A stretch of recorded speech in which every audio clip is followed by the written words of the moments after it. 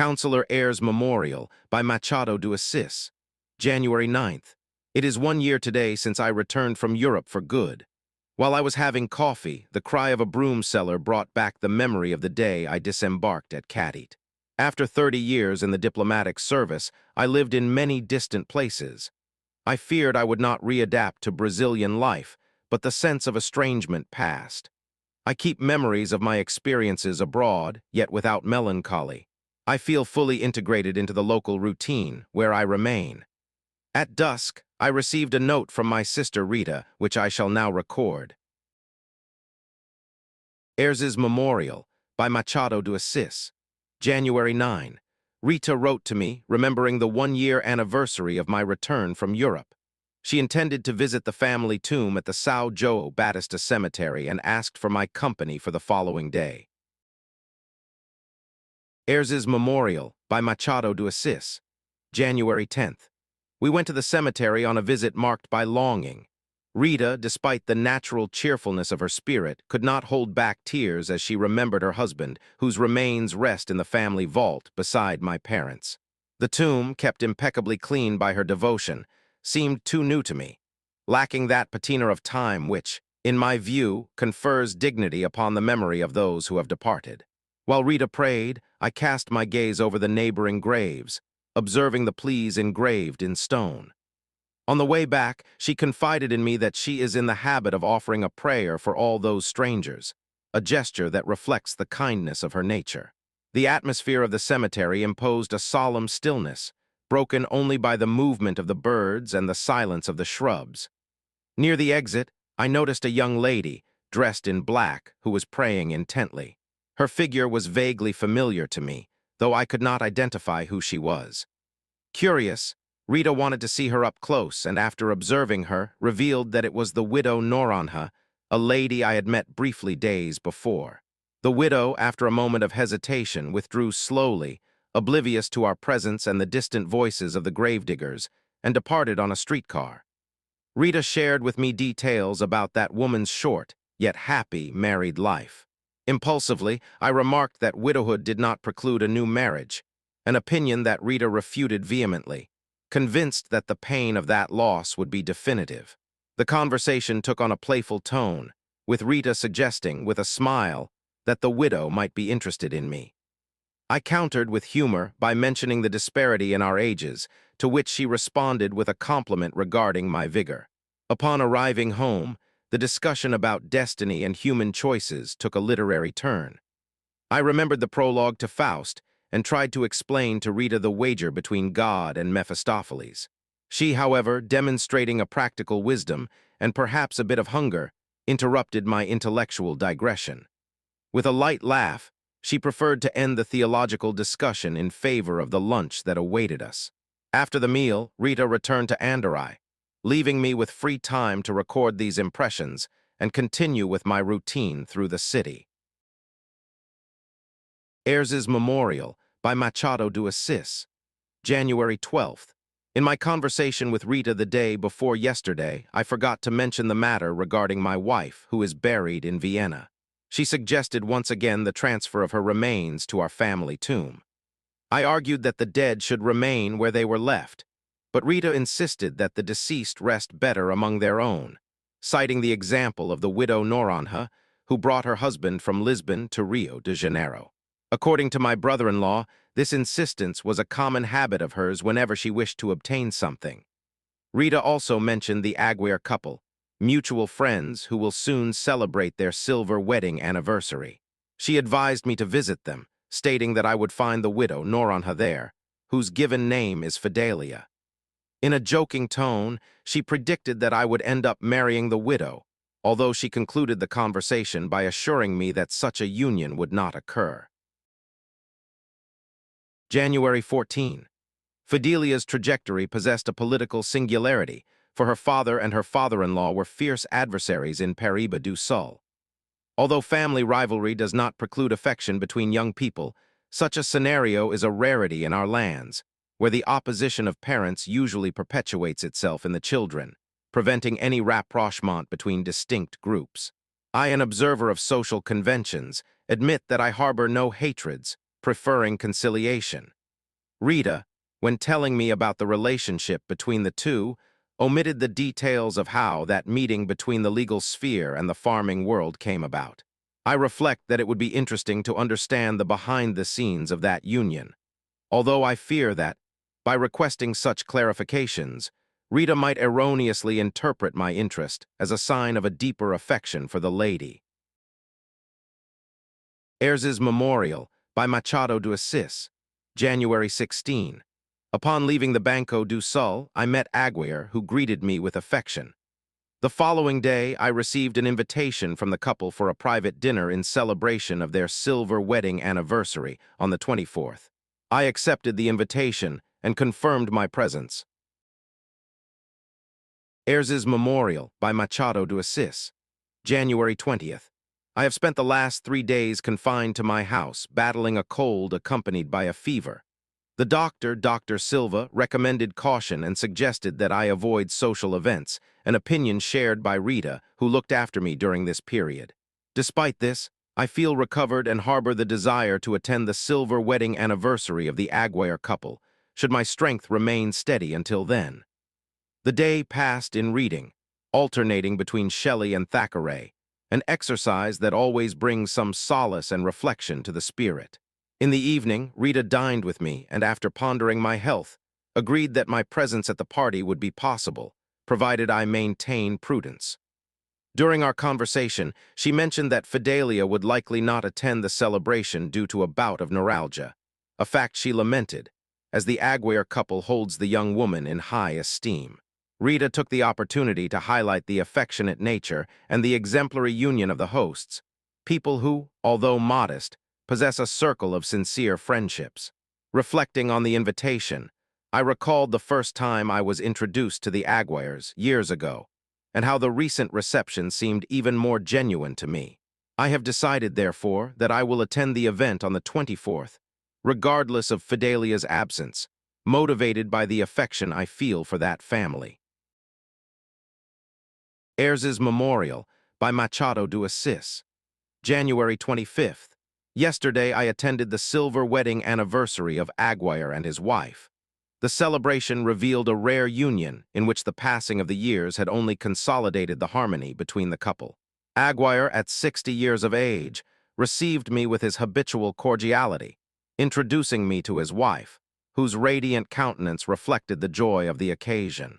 I observed that the affection between them shone through in every gesture and glance exchanged, suggesting that, despite the absence of children, which the couple themselves acknowledged as a particular melancholy in their journey, their life together was full of peace and consolation. Among the guests, the presence of Fidelia, the widow, stood out for the restrained elegance of her mourning and the vivacity of her figure. She arrived accompanied by her uncle and was received with great affection by the lady of the house. Fidelia, even though marked by her recent widowhood, maintained a natural grace that drew everyone's attention. During dinner, I noted the closeness between the hostess and the widow, whose mutual affection recalled a mother-daughter relationship.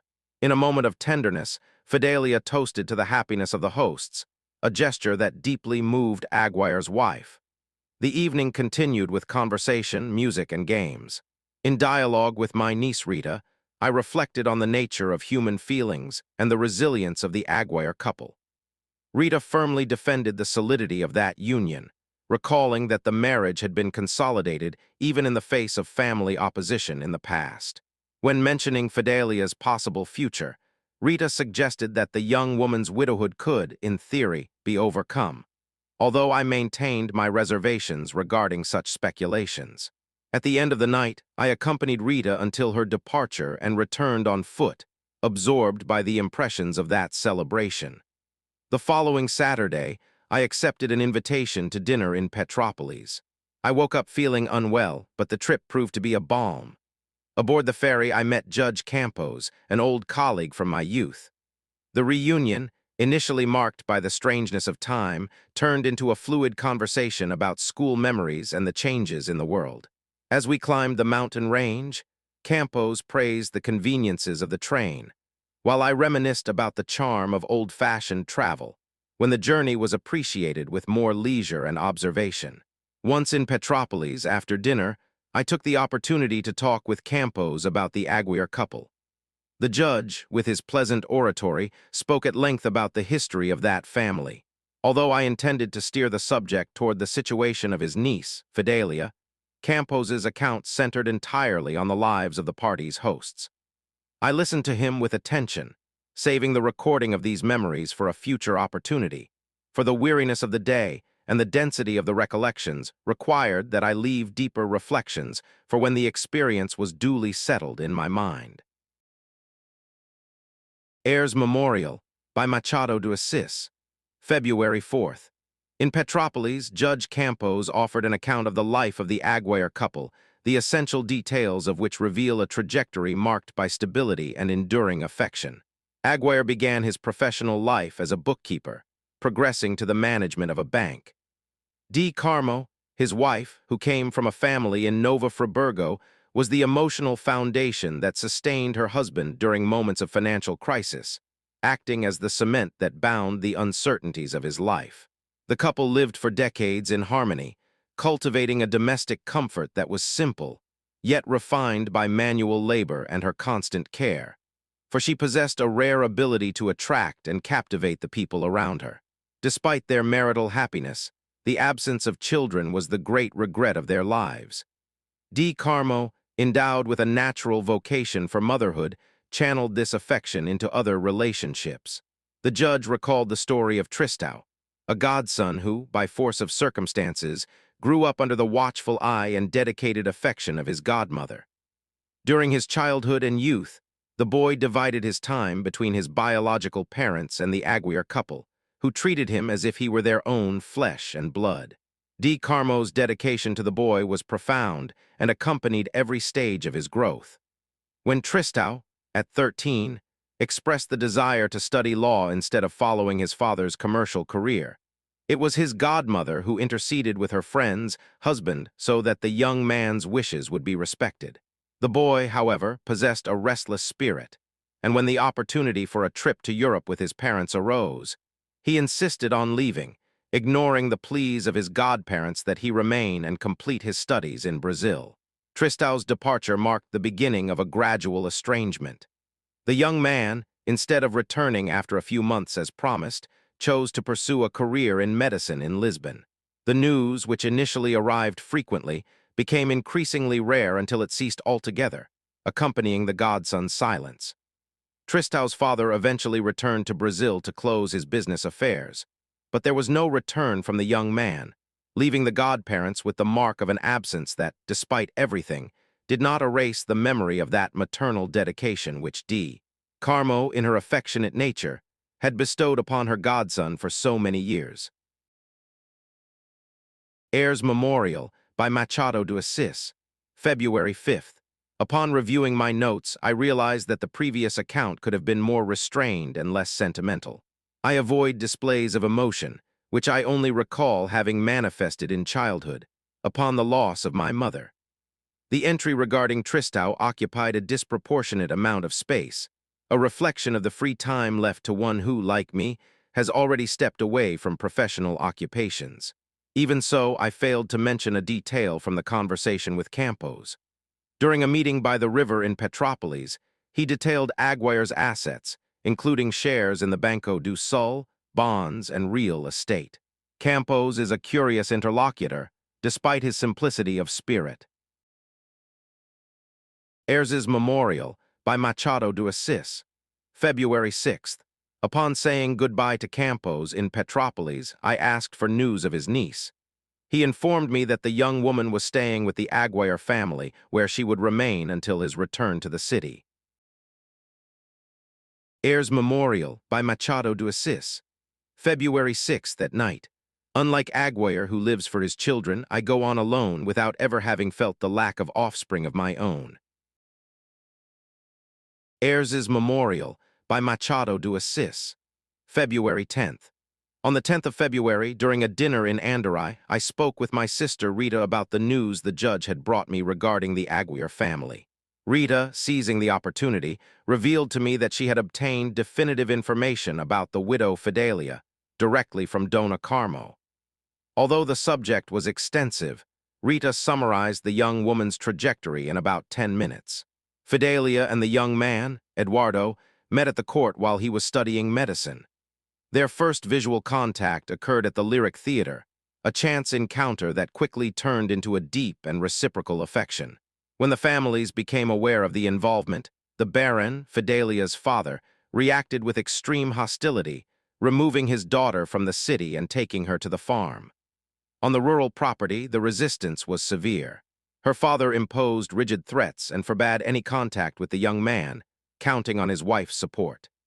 Fidelia, remaining firm in her decision, isolated herself in her room, refusing to eat and suffering from the family's opposition, which preferred to see her in a state of prostration than to allow a union with the Noronha family. Eduardo's father, for his part, also threatened to disinherit his son should he insist on the commitment. The judge, aware of the impasse, tried to intervene with his brother, suggesting that the union be accepted, but the Baron categorically refused to yield. The situation worsened with Fidelia's illness, stemming from emotional suffering and her refusal to eat. Only in the face of their daughter's fragile health did the mother convince her husband to allow the marriage, under the strict condition that he would never see or speak to Fidelia again. Eduardo's father adopted a similar stance, severing ties with his son. The couple lived a period of happiness, which ended tragically with Eduardo's unexpected death in Lisbon.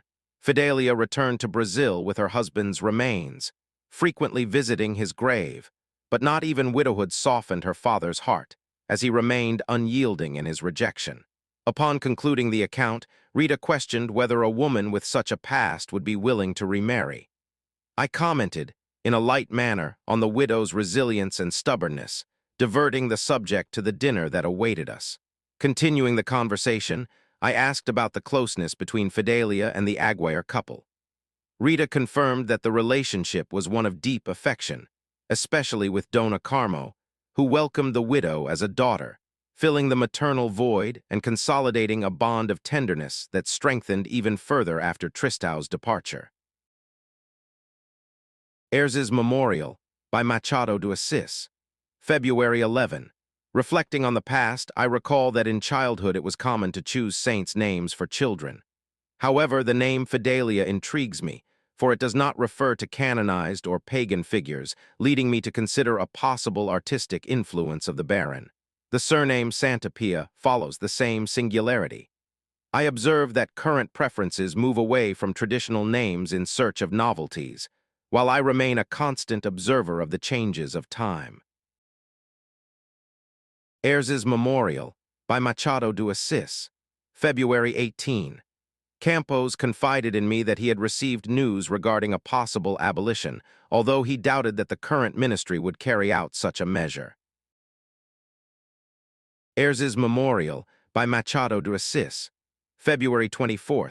The date brings to mind my youth in Sao Paulo and a toast to Lamartine during my law studies. Upon mentioning the fact to the appellate judge, I heard from him that the Republic was near. Ayres's Memorial by Machado de Assis, March 2.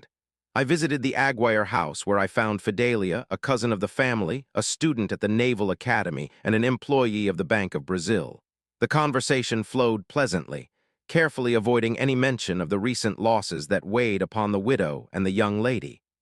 We exchanged impressions about travels through Europe and agreed on the aesthetics of the Gloria Church, while the young man tried, without success, to introduce military topics into the dialogue. The evening continued with social accounts and observations on public life, always maintaining a tone of courtesy. Although Fidelia demonstrated knowledge of classical music, any request for her to play the piano was avoided, out of respect for the seclusion of mourning. As I took my leave before Fidelia, I learned from Mr. Aguirre that the house's social gatherings would resume within 2 months. Ayres's Memorial by Machado de Assis, March 10. Joe Alfredo's cabinet was finally organized, and I plan to congratulate the new Minister of Foreign Affairs soon. Days later, Judge Campos commented on progress regarding emancipation, although Aguirre denied such rumors. Ayres's Memorial by Machado de Assis, March 27. Santa Pia has returned from the farm and taken up residence at the Hotel do America, avoiding her brother and daughter due to a lingering resentment, fueled by rumors regarding the emancipation of the slaves. April 4. The Baron fell ill and was taken to his brother's house, thanks to a well-articulated strategy. The brother convinced the invalid to seek treatment at his residence, omitting the presence of Fidelia, who was staying with the Aguirre family in Flamengo. With Campos's house vacant, the father could rest far from his daughter, although the general expectation was for a future reconciliation. Reflecting on Fidelia's fate, I question whether the family rift was worth the sacrifice for such a brief marriage. The young woman, now a widow, experiences her father's estrangement as a sorrow. I even considered whether I might intervene to mediate a pardon, but I recognize that the wisdom necessary for such matters, which I perhaps once possessed, has today been lost to memory. What remains is only the recollection of a lesson that, with time, has become distant and unreachable. Heirs Memorial by Machado de Assis, April 7th. April the 7th. Distraction plays its tricks. Today, upon returning from the city, I got off the tram at Largo do Machado and walked toward the Gloria Church, driven by a memory of the conversation that took place in Flamengo. Near there, I met Fidelia and Dona Carmo, who were strolling without hats. We exchanged brief words about the health of the Baron and Aguirre before we went our separate ways.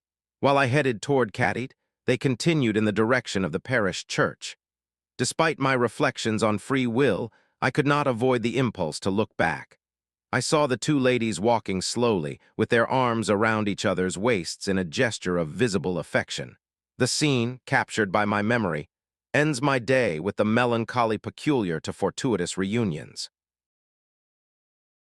Heirs Memorial by Machado de Assis, April 8th. I, Counselor Ayres, confide to this paper my fear that my writings might be misinterpreted by those who read my records in the future. I prefer that my notes remain distant from any allusion to romantic feelings, choosing oblivion or indifference over the misinterpretation of the curious.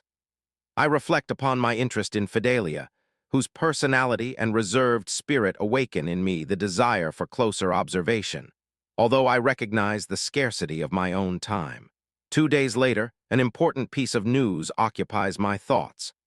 The Baron of Santa Pia has arrived in the city with the objective of consulting the judge regarding the collective manumission of his slaves.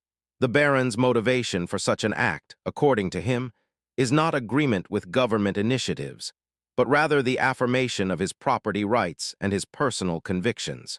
He intends to act of his own volition, anticipating any official decree, in a gesture that reveals his inflexible personality. When questioned about the impact of this decision on the inheritance of his daughter, Fidelia, the Baron showed annoyance, reaffirming that his assets belong entirely to him while he lives. Despite his brother's considerations, the judge ended up collaborating on the drafting of the manumission document. Upon finalizing the act, the Baron expressed his conviction that the majority of the freedmen would remain on the farm, whether due to ties of gratitude, an established wage, or the simple desire to continue living in the place where they were born. April 11. Fidelia wished to console her father regarding what had occurred, but her uncle prevented her, reasoning that the Baron still harbored his resentment toward her.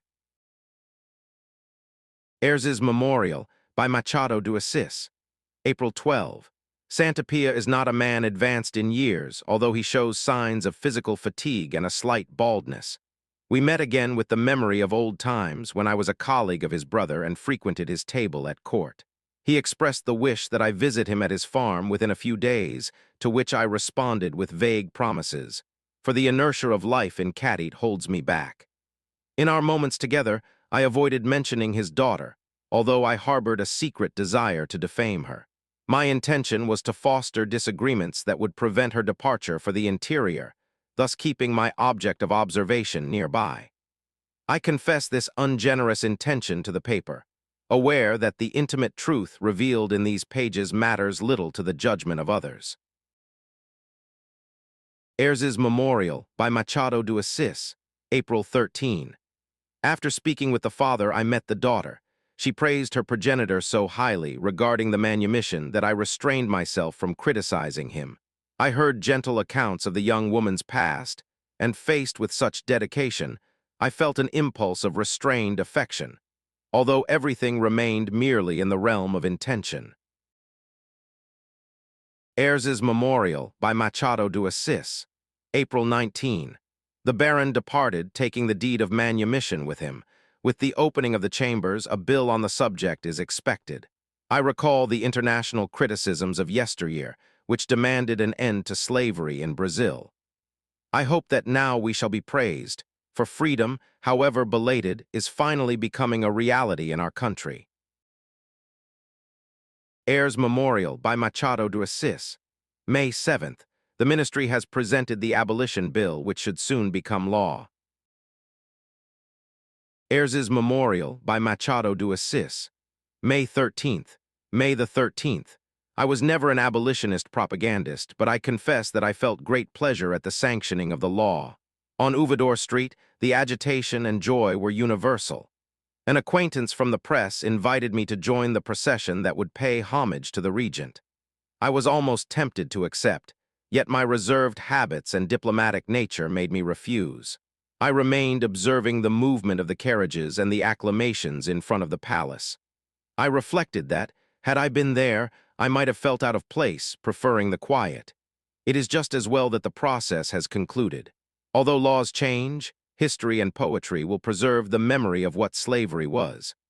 I remembered the verses of Heine, which cite Brazil in a context of trafficking, even with inaccuracies of names and currencies that rhyme or time have altered. May 14th, midnight. There is no public joy that surpasses good private news. I left Aguirre's house in Flamengo where the animation was evident. Rita did not attend, citing the distance. The couple displayed a happiness that transcended the day's event. Upon greeting them, I received the news that they had received a letter that had brought them great satisfaction. Tristão was in Lisbon, having returned from Italy, and was doing very well. I understood the origin of that intimate jubilation.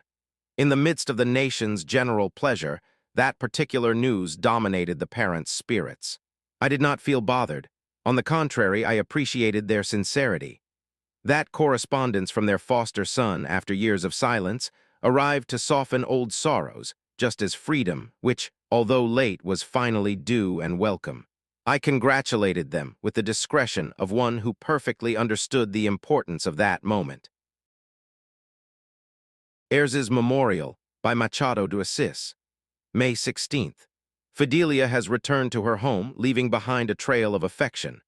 The judge confided in me regarding the growing closeness between her and the Aguirre couple, describing the bond as something solid and lasting, far from being a passing enthusiasm. There was the fear, or perhaps the hope, that the young woman would be definitively taken in by that family. Regarding Fidelia's father, the judge believed in a gradual softening of his temperament.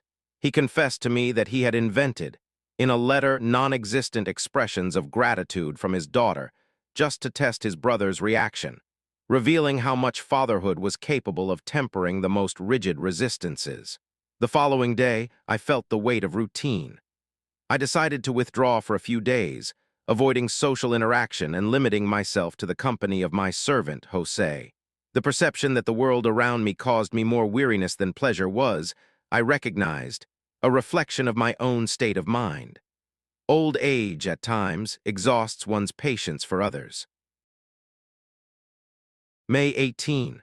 I received a letter from Rita inquiring about an auctioneer, which I took as a jest, given that I am ignorant of such matters. I thought of replying with irony, suggesting that, after my death, there would be little of value to sell. I decided to write to her recounting the news of the street, such as the reports about Tristão and the Baron. I considered telling her the lie about a possible marriage to the widow, but I desisted, for she would come to meet me, which I do not desire at the moment. Ayres's Memorial by Machado de Assis, May 21st.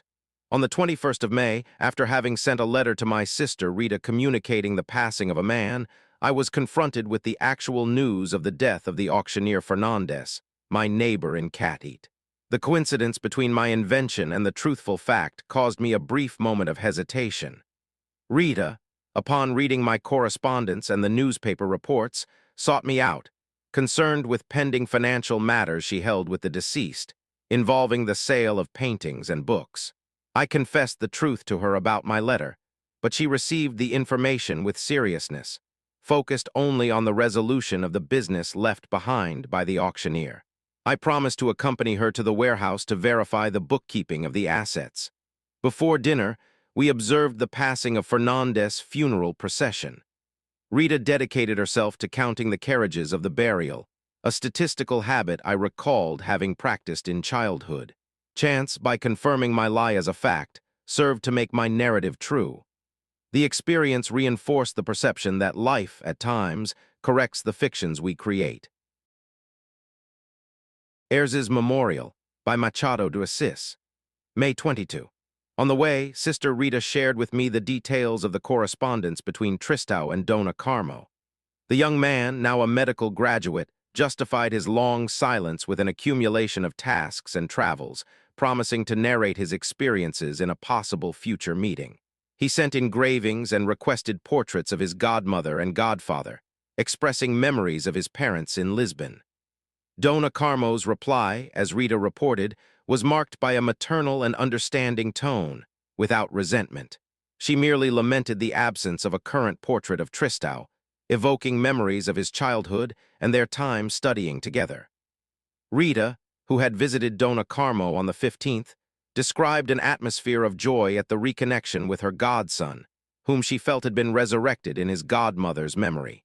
Despite the contentment, Dona Carmo revealed brief moments of melancholy, even shedding a discreet tear while recalling the past. May 23rd.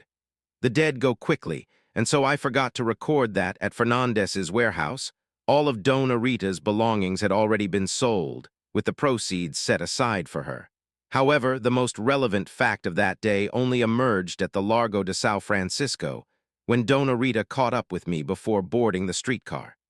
She remarked, with a certain air of mystery, that Fidelia had bitten someone. Faced with my perplexity, she clarified that it was a matter of sentiment, indicating that there was a person captivated by the young woman. Before I could delve further into the subject, the streetcar departed, and she said goodbye in a hurry, leaving the conversation hanging in the air. Ayres's Memorial, by Machado de Assis. May 24 at noon. On the morning of this 24th of May, I was visited by the widow who sought my counsel regarding a possible remarriage. After seating her, I listened to her inquiry as to what path she should take. I replied, in a tone that blended seriousness with gallantry, that the state of widowhood did not suit her youth, suggesting, in the end, that matrimony would be an alternative provided it were with me.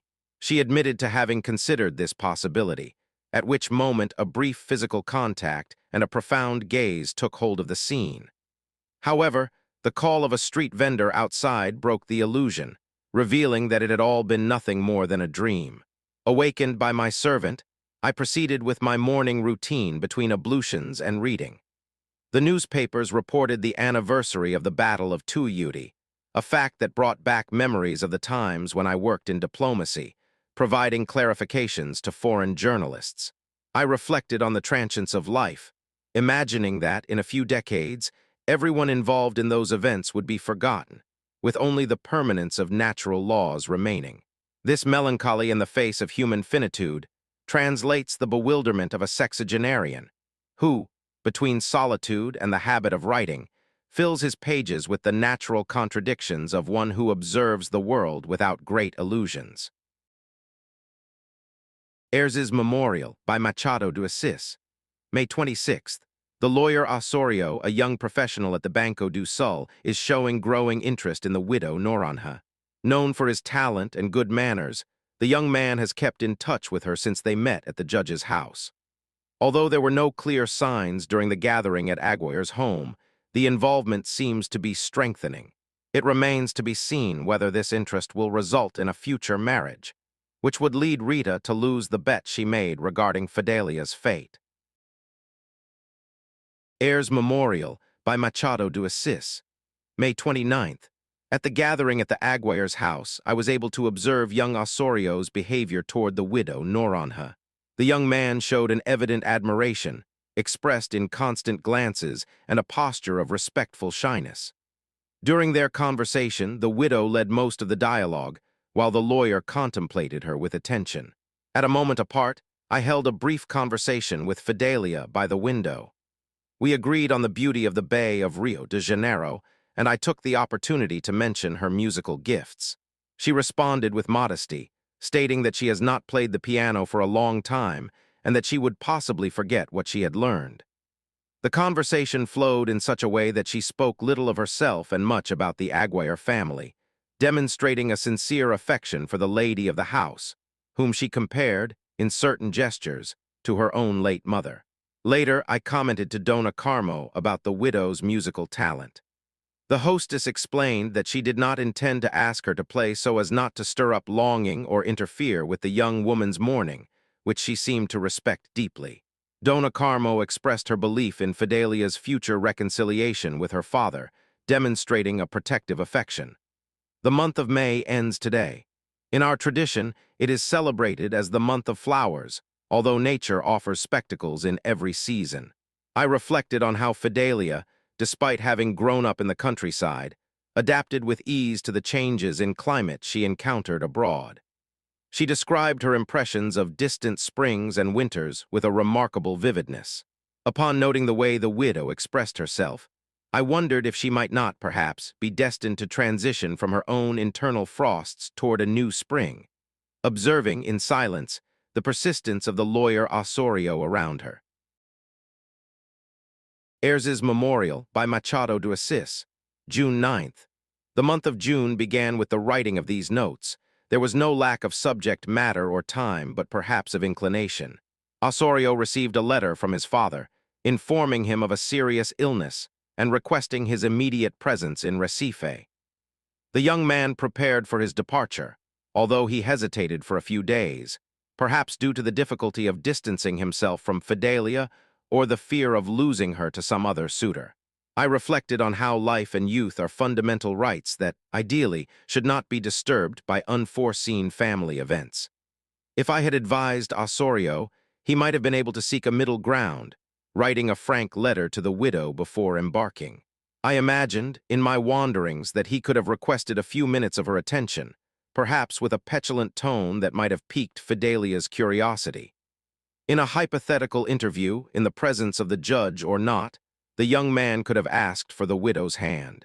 Assuming a polite and definitive refusal, the meeting would have ended there, leaving Fidelia with the task of communicating the fact to her uncle, who would possibly lament the loss of a suitor of such distinct qualities. All of this, however, was nothing more than a mental construction of mine. The factual reality is that Osorio left for Recife. Fidelia remains here, maintaining her charm, which seems to me to increase with every encounter. In our conversation today, I noticed that the trust she places in me does not yet allow me to inquire about her feelings regarding the suitor. She shared, however, the expectation of a near reconciliation with her father, to the point of considering a trip to the farm. Fidelia mentioned that, although her father has not yet mentioned her by name in his letters to her brother, he already sends collective regards to everyone. She shows a willingness to take the first step, acknowledging that the old local political hatreds were largely responsible for the family separation, a reality that, according to her, her father, despite his temperament, also suffered intensely. As proof of this mutual suffering, Fidelia confided in me a memory from her married life. Shortly after she was married, she and her husband attempted a reconciliation with her parents, sending a tender letter to her father-in-law in search of peace. Her husband, however, hid the response he received from his father, and Fidelia only found it months after becoming a widow. With some hesitation, she revealed the content of that message to me. Far from containing words of hatred, the father-in-law's response was limited to saying that he had received the letter, but not the remedy for his rheumatism, since Fidelia's husband was a doctor. Upon hearing that account, I smiled inwardly at the unusual nature of the situation, understanding the husband's reserve in shielding his wife from that response. while at the same time perceiving Fidelia's need to share the weight of family guilts. Ayres's Memorial by Machado de Assis, June 14. Worrying news arrived from Santa Pia regarding the Baron's cerebral congestion. Fidelia and her uncle will leave for the farm tomorrow. The reconciliation, although expected, is taking place in a more rapid and sadder manner than they had foreseen. Ayres's Memorial by Machado de Assis, June 15. Life holds curious symmetries. Just as Osorio left for Recife for his father's sake, Fidelia set off for Paraíba do Sul for hers. I am visiting Aguirre's house today to see if the young woman's absence has left any longing behind. June 16. Her departure has left a deep sense of longing. I found Aguirre and Dona Carmo alone, and we spoke of Fidelia's absence. More than the loss of their friend, what saddened them was the heartache she carried with her. They believe, however, that the separation will be brief, eased by visits to the capital or trips to the estate. Dona Carmo recounted the dejected state in which she found the young woman and mentioned, with visible emotion, Fidelia's tender gesture of treating her as a maternal figure. Aguirre followed his wife's account in silence, revealing his own agitation through restless gestures, such as lighting a cigar and rearranging objects about the room. To dispel the melancholy, I steered the conversation toward the Baron's business affairs and the situation of the freedmen, which caused Aguirre to resume his habitual posture as a bank manager while discussing coffee planting and government bonds. An acquaintance of the house joined us and remarked that the farmer's financial situation, despite his losses, remained stable. Upon his mentioning that Fidelia, being an only child, would likely marry again, I suppressed the impulse to disagree. Reflecting now, I am inclined to believe in the lady's perpetual widowhood, whether due to her inclination toward intellectual and artistic interests, or to a sentiment I keep only for these pages. Ayres's Memorial by Machado de Assis, June 17. The Baron is wasting away. Ayres's Memorial by Machado de Assis, June 18. Fortune brought an unexpected consolation to the Aguirre family with the news of Tristão's return to Brazil. I received the information upon arriving for the usual reception, which, despite Fidelia's sadness, was kept in a restrained tone based on conversation and tea. When greeting Dona Carmo, I noticed her evident joy.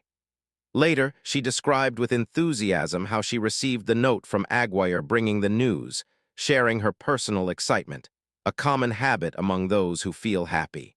Among the guests, the main subject was the guest who was to come. Aguirre and his wife recalled episodes from the childhood of their godson, whom they considered a son, narrating stories of his mischief and early cleverness. When one of the guests tried to praise Dona Carmo's dedication to the young man in his youth, she preferred to deflect the subject with modesty. The evening continued in a familiar atmosphere until I withdrew, returning home to rest. Ayres's Memorial by Machado de Assis, June 20. The telegram announced the passing of the Baron of Santa Pia. I notified Rita and planned a discreet visit to the Aguirre family to offer my condolences to the bereaved. Ayres's Memorial by Machado de Assis, June 21. Aguirre is leaving for the Santa Pia estate to offer his condolences to Fidelia while Dona Carmo remains in the city.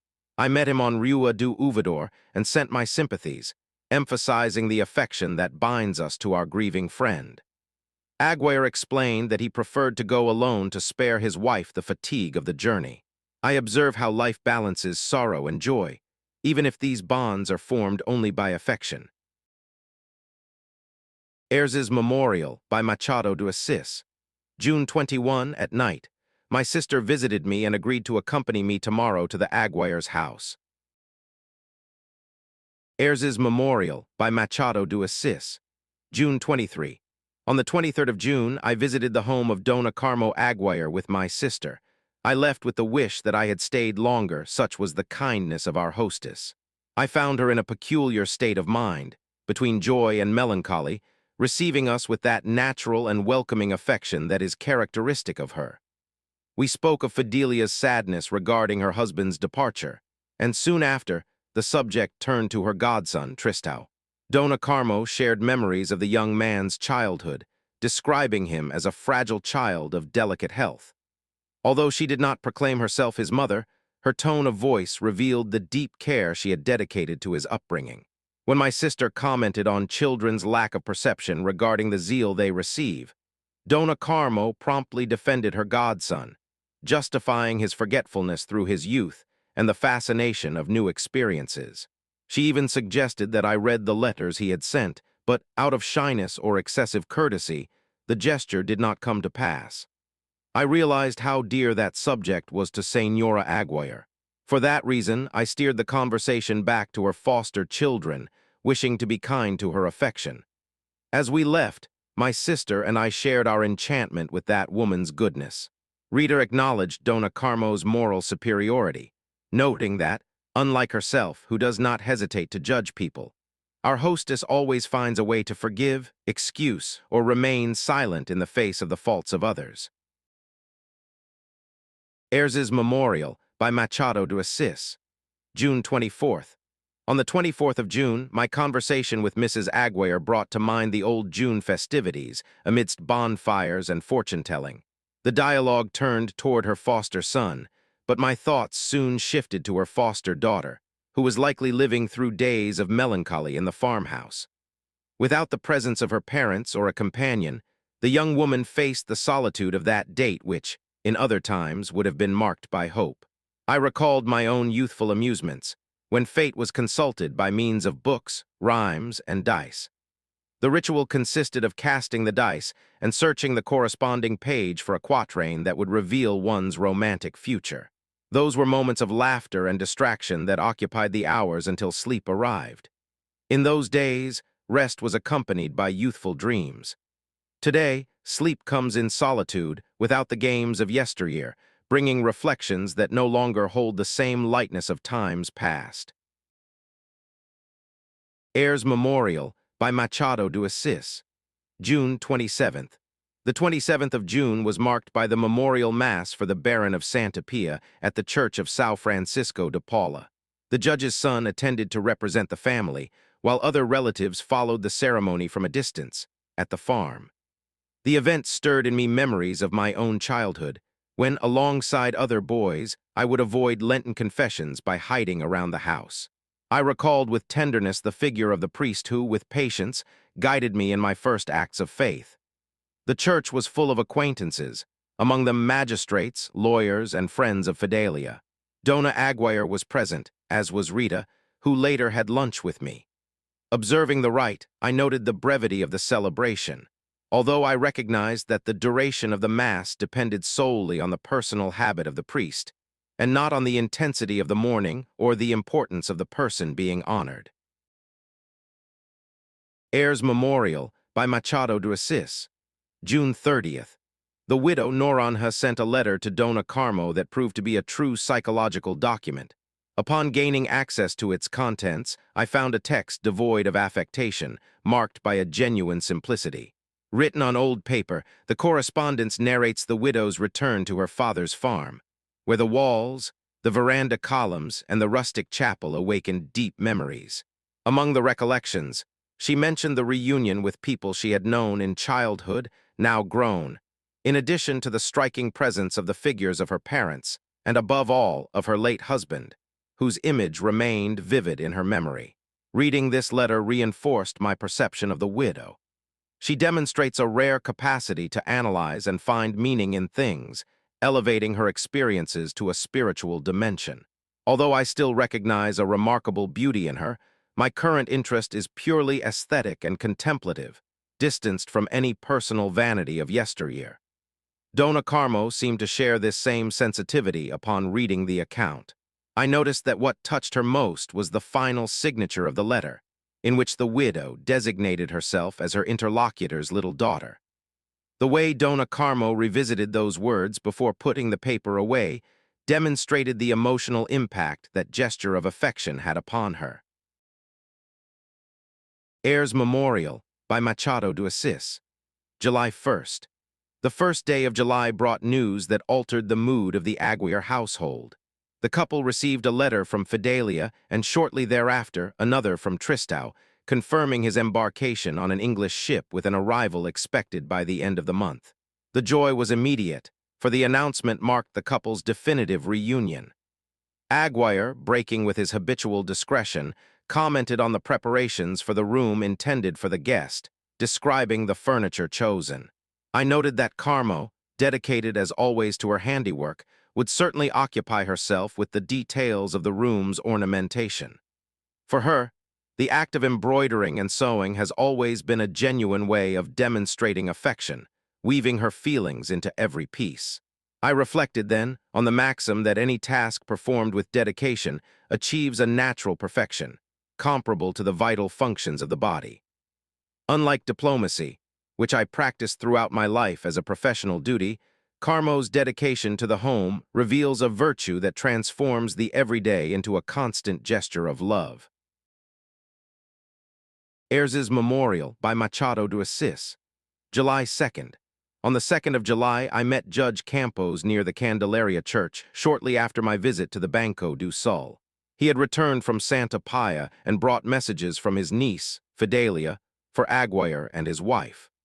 When asked about the young woman's stay at the farm, the judge explained that she did not intend to take up permanent residence there. Fidelia was considering the sale of the lands in light of the decline of the crops and planned to move to the city, although she demonstrated great administrative capacity. Ayres's Memorial by Machado de Assis, July 5th. On the 5th of July, I accepted the invitation to spend the evening in the company of Miranda.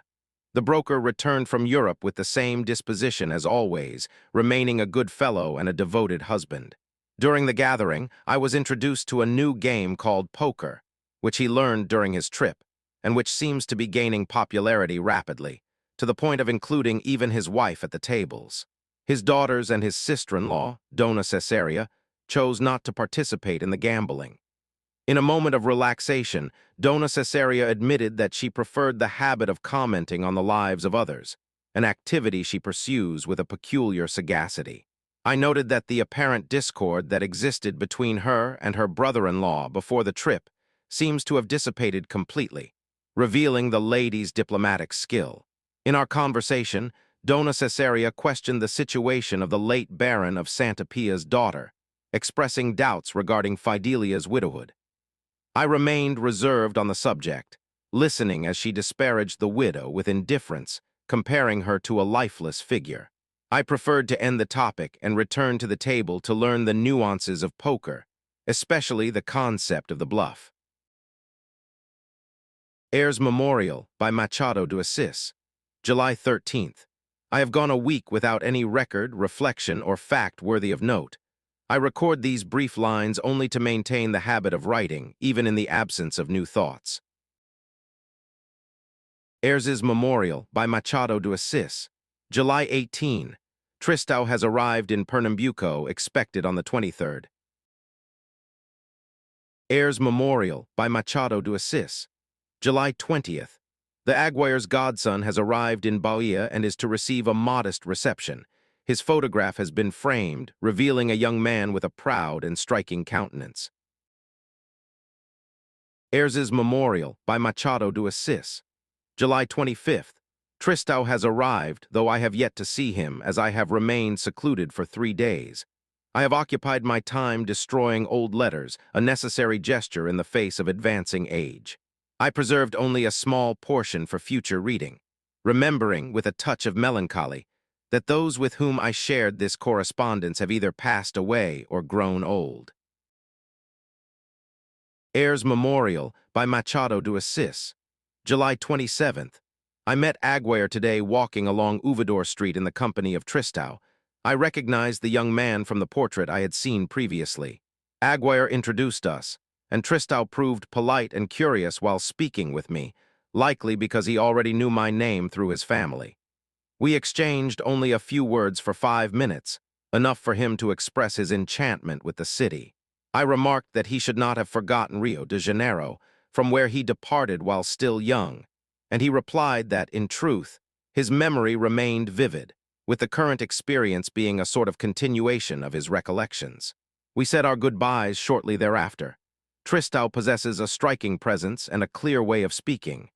He is a young man of medium to tall stature with a clear gaze. I felt the urge to observe him better as I walked away, but I restrained the impulse out of discretion.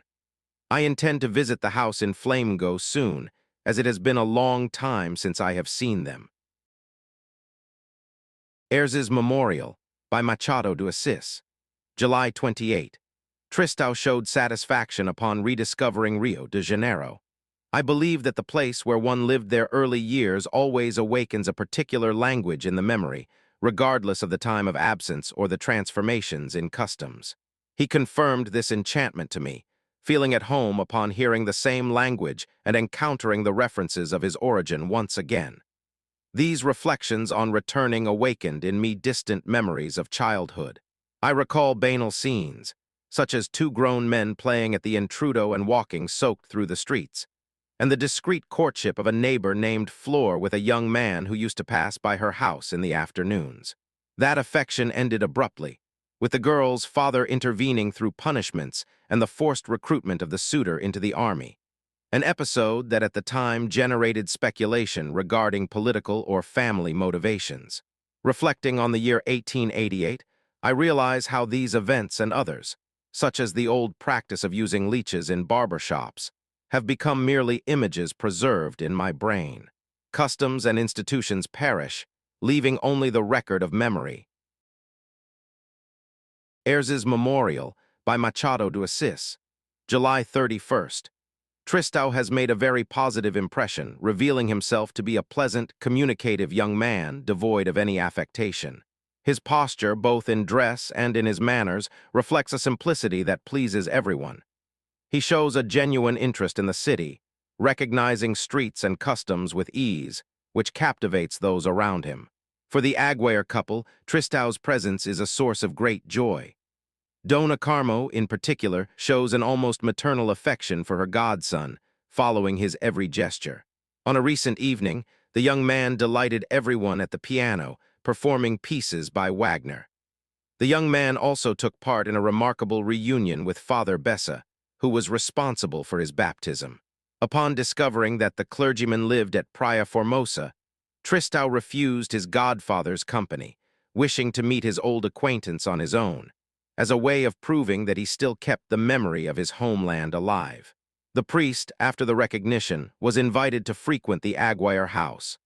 Judge Campos, present on the occasion, described the priest as a placid and serene figure, whose presence brings a note of joy to the environment. August 1st. The judge brought news of his niece, who will soon return from the farm. She reported, by letter, a dream in which her father and father-in-law appeared reconciled over the waters. I suppressed an ironic thought regarding the eternity of such a union, avoiding any mockery of the young woman's state of mind.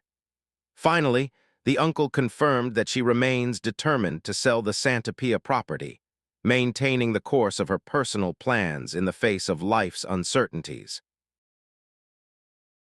Ayres's Memorial by Machado de Assis, August 2. Aguirre showed me a letter from Fidelia addressed to Dona Carmo. The text, written with firmness and elegance, contained the promise of a visit to the court soon. Although I repeat this news frequently in these pages, I record the fact with a mixture of skepticism and habit. The initial greeting of the correspondence, addressing Dona Carmo as Little Mother, deeply moved the recipient, evoking the memory of her late husband. Ayres's Memorial by Machado de Assis, August 3rd.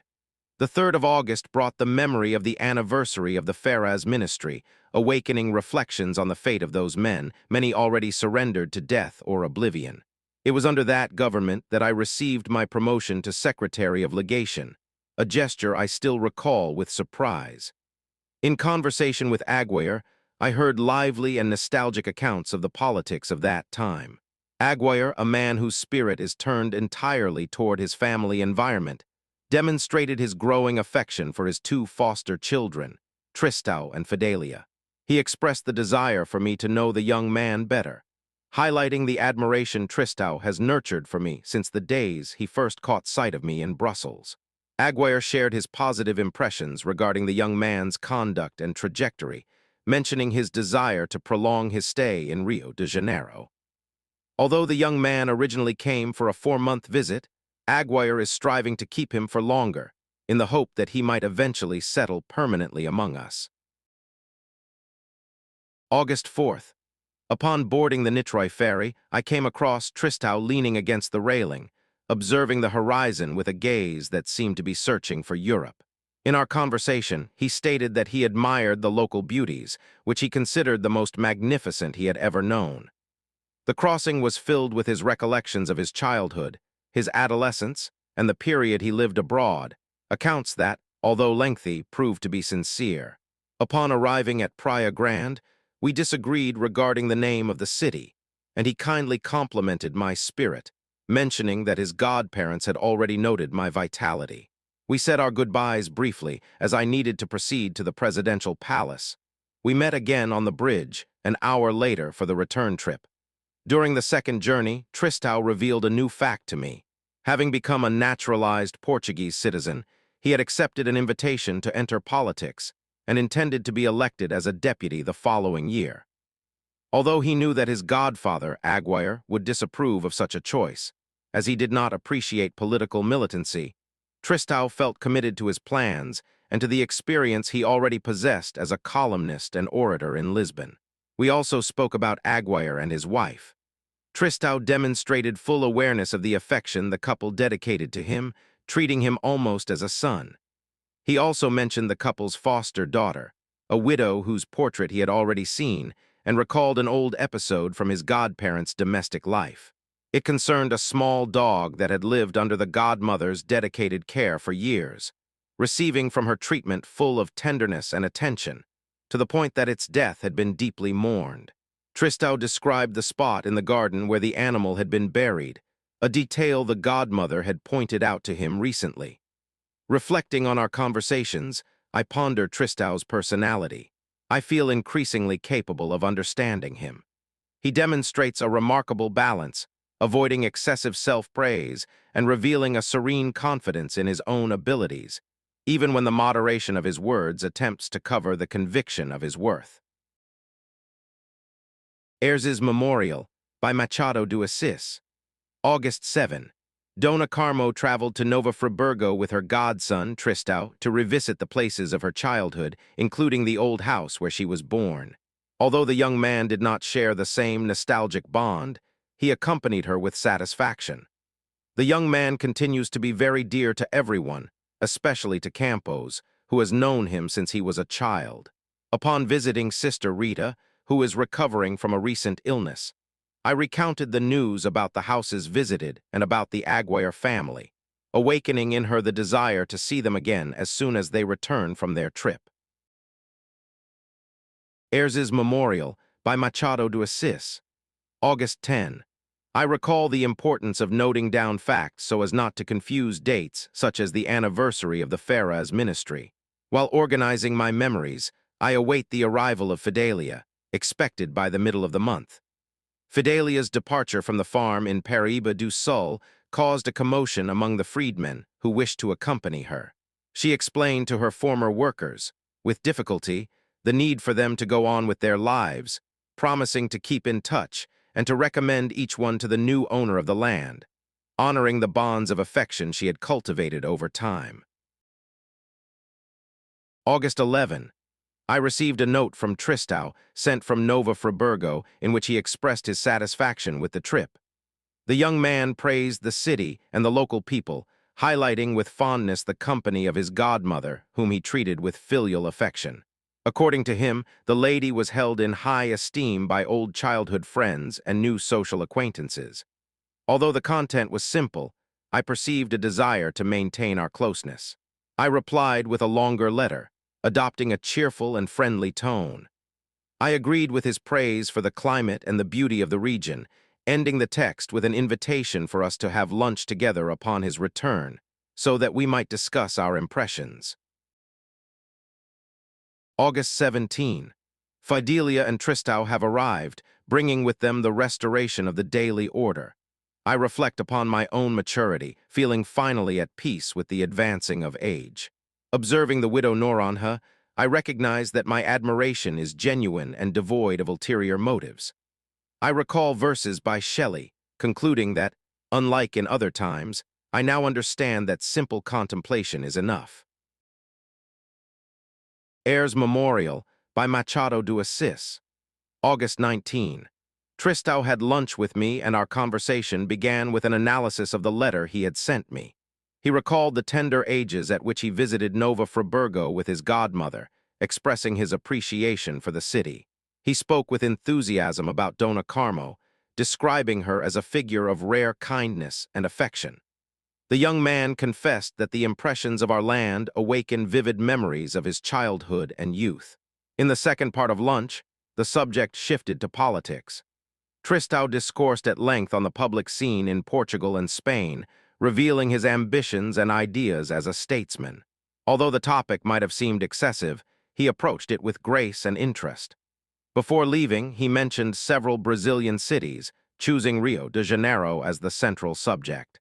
He sighed while commenting that we never forget the place where we were born, perhaps in an attempt to reaffirm his Brazilian roots despite his naturalization.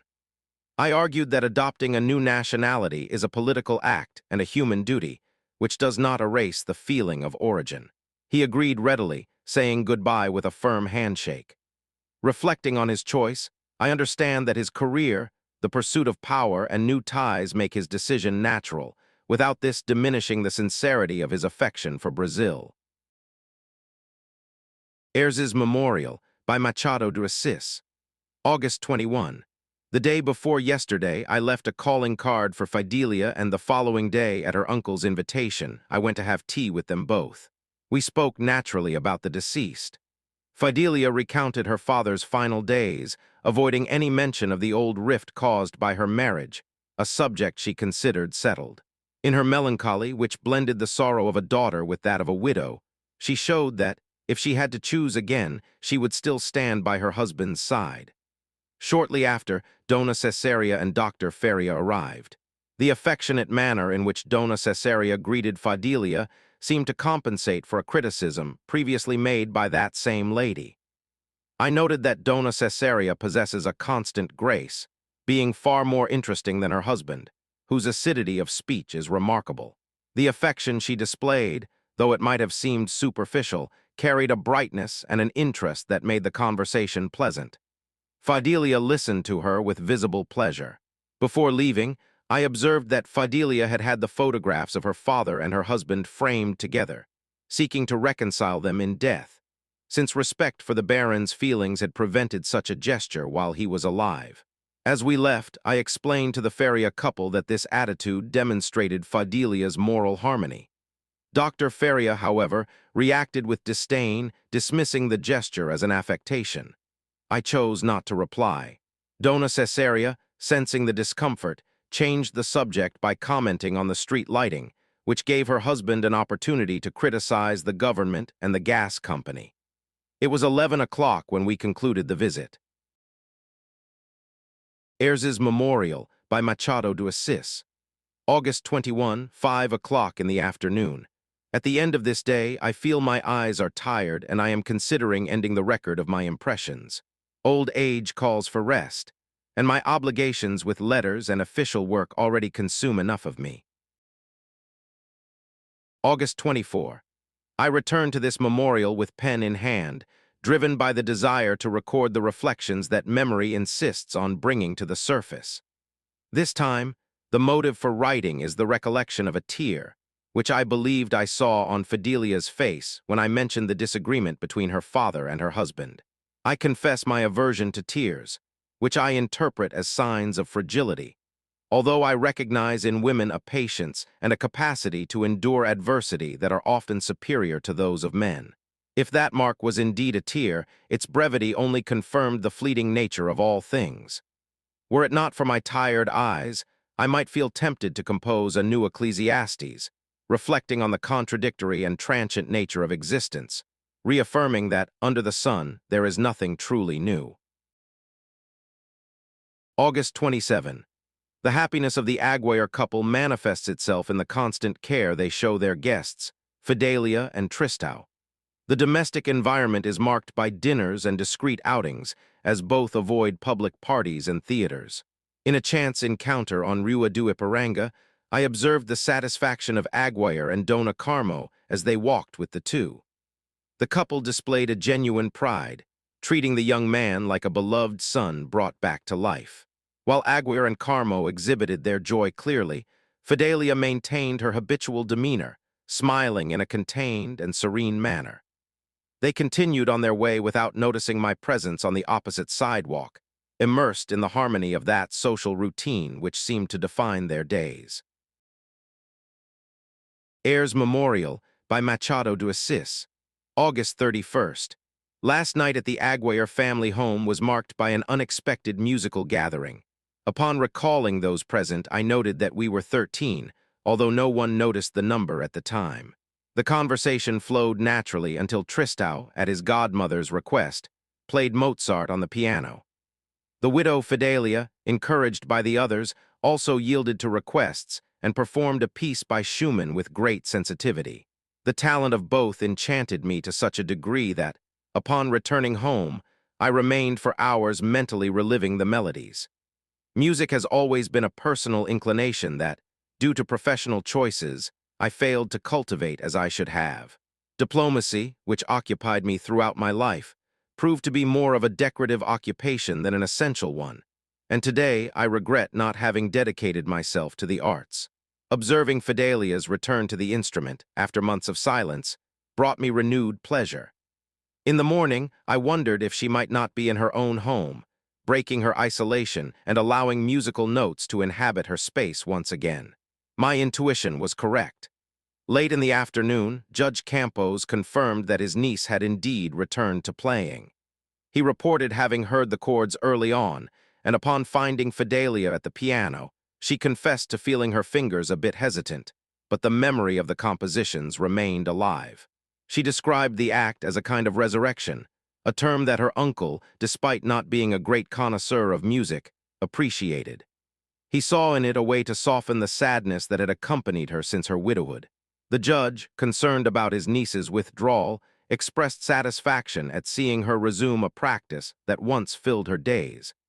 I even received an invitation to hear her play at her home whenever I wished. I pondered briefly on the importance of music as a language and form of expression, but I kept my reflections to myself. For now, the comfort of these memories remains with me. With eyes too tired for reading, I feel that if I knew how to play an instrument, I would seek in it the refuge that literature no longer allows me, letting myself be carried away by the notes until the day comes to an end. Heirs Memorial by Machado de Assis, September 2nd.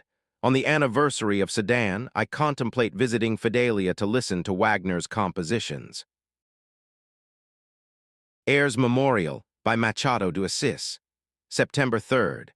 On this night of September 3rd, Wagner's music filled the room with the performance of Tristan, although the widow Noron had declined my request to play. Under the pretext of a slight headache, she refused the instrument, a behavior I followed with a remark on the universality of art, which was promptly noted by those present. I suspect, however, that the malaise was merely an excuse to avoid a public performance, as she showed genuine interest and satisfaction while listening to Tristan. I took the opportunity to speak with Aguirre about Tristan's plans in the city. He confided in me that the young man intended to settle his father's private business, and possibly assume a position as a deputy, having accepted an invitation from political leaders in Lisbon. Aguirre expressed his and Carmo's regret at the prospect of a brief departure, describing the sum of their feelings as a way of multiplying their own discouragement. While we conversed, I observed from afar the interaction between Carmo and Fidelia. The scene of the two ladies, amidst a visual harmony that contrasted the graying hair of one with the youth of the other, stirred reflections in me regarding affective bonds. They seemed to share a natural complicity, almost as if they were mother and daughter or sisters, in a moment of genuine affection. Carmo, with her habitual delicacy, approached to assist Fidelia in adjusting a brooch, a gesture that brought to an end my observation of that serene, everyday scene. The environment, marked by the social routine of the time, followed its customary course amidst reserved conversations and the attentive observation of the customs that define our coexistence. Ayres's Memorial by Machado de Assis, September 4th. Upon rereading yesterday's notes, I reflected on the risk that Dona Carmo's meticulous affection poses to Fidelia's future. Although the widow is of an age to remarry, her friend's constant dedication may end up isolating her, driving away suitors and converting a promising destiny into a lonely widowhood. It is possible that habit and the close association with the Aguirres will create such a closed environment that the young woman will end up renouncing other ties, passing the years trapped in this cycle of affections, until time makes any change impossible. As I consider the days that follow, I realize that this analysis, far from being an exercise in romantic imagination, reflects the prosaic reality of daily life. The decisive factor for this effective seclusion lies in the very memory of the late husband. As time goes by, the tendency is for her to seek to reconcile family ties, such as the desire to transfer her father's remains to be near her spouse. Ultimately, the policy of that house boils down to the maintenance of a static way of life, where mutual coexistence seals the fate of each one, preventing life from following other paths. September 5th. The two adopted children of the Aguirre couple show a harmonious coexistence, with no signs of jealousy over the affection received from their elders. On the contrary, they seem to find in the sharing of affection a reason to strengthen their own bond. Sister Rita, when commenting on the matter, suggested that this generosity might be facilitated by the brevity of Tristão's stay, to which I pondered that the same could be said of Fidelia, aware as she is of the young man's future departure. However, upon further reflection, I am inclined to believe that the quality of the filial sentiment between them is what truly promotes such openness. Rita brought updates on the Aguirre household, confirming the communion of wills among the four. She reported that the widow Noronha even played the piano and that the atmosphere is marked by constant conversation. She further observed that Fidelia, breaking with the habit of not performing manual labor since she left boarding school, has begun to dedicate herself to sewing alongside her friend. During a visit, I found both of them focused on making little shoes for the child of a servant of the house, a moment that awakened a visible contentment in Dona Carmo. The house's routine remains tranquil. Tristão and Mr. Aguirre usually go out for walks, always returning early. On one of these occasions, the young man mentioned that the national anthem brought back memories of his childhood and youth, which prompted a conversation about music and ended up leading Fidelia to the piano. Furthermore, their mutual interest in European affairs has served as a bridge for dialogue between the young people who show harmony in their points of view. Today, after dining with Rita in Andorra, I went to the Aguirre house. I found the group gathered with the judge, discussing topics related to religious festivals. Once again, the young people shared their impressions and memories of the European continent. When I was asked to give my opinion, I limited myself to a nod, resorting to the useful gesture for when a subject tires me. After the guests departed, I remained for some time longer with Mr. Aguirre before taking my leave, overcome by sleep. Ayres's Memorial by Machado de Assis, September 9th. I received the news of the return of Osorio, the lawyer for the Bank of the South, who had been in Recife due to the passing of his father. Aguirre commented on the sadness that surrounded the young man, aggravated by his mourning. I inquired whether there might be another reason, mentioning a possible old affection of Osorio's for Dona Fidelia. Aguirre confirmed that the feeling had existed, but that time had dissipated it, adding that, although there was an affinity between them, the union did not come to pass due to the young lady's tacit refusal. Aguirre heaped praise upon Osorio's conduct and upbringing, while Dona Carmo maintained a reserved posture. Tristão, for his part, remained absorbed in examining a book of engravings near the couple's portrait album. As I took my leave, I was accompanied by them to the door. On the afternoon of September 9th, while walking along the Rua de Gloria, I came across a group of 7 children who were walking in a line, holding hands. The liveliness and laughter of that procession caught my attention and drew a spontaneous smile from me. One of the girls, upon noticing my presence, commented to her companions about the young man who was smiling at them. The term surprised me, considering my gray hair, but I reflected that a child's perception, in its naturalness, perhaps did not see me as the mature man that I am. I watched the group continue on their way, between leaps and games, until they dispersed. Further on, I saw other children, some already carrying bundles and baskets, beginning the burden of work early. This transition between carefree childhood and the obligations of life brought me to a reflection on the passage of time. Upon arriving home, I found my servant, Jose, who claimed to be there only waiting for me, a courtesy I accepted with the naturalness of one who understands the small inventions of daily life. After a brief rest, I had a vivid dream about those children who danced around me, commenting joyfully about the young man who was laughing. I awoke with the inclination to record these impressions before heading to dinner and possibly for a stroll in Flamengo. Ayres's Memorial by Machado de Assis. September 9 at night. In Flamengo, I met Osorio, who was reserved, accompanied by Tristão, whom I had just been introduced to. The evening passed without any major events, leading me to return early for a well-deserved rest. September 12. Upon arriving in the city around 2 o'clock, I encountered Fidelia as I stepped off the streetcar. Dressed in her discreet widow's attire, she was returning from her errands. We exchanged brief pleasantries about the family, while I justified my late arrival with the habitual tranquility of my retired status. As soon as the vehicle departed, I noticed the presence of Dr. Osorio on the corner. He seemed oblivious to the world, as if his gaze had been lost while following Fidelia's departure. I reflected on the situation and concluded that he was likely following her from a distance, lacking the courage to approach her. It was evident that that old affection had not disappeared, or perhaps it was being reborn.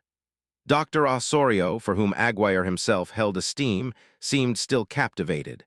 As I headed toward the Polytechnic school, I crossed paths with him again.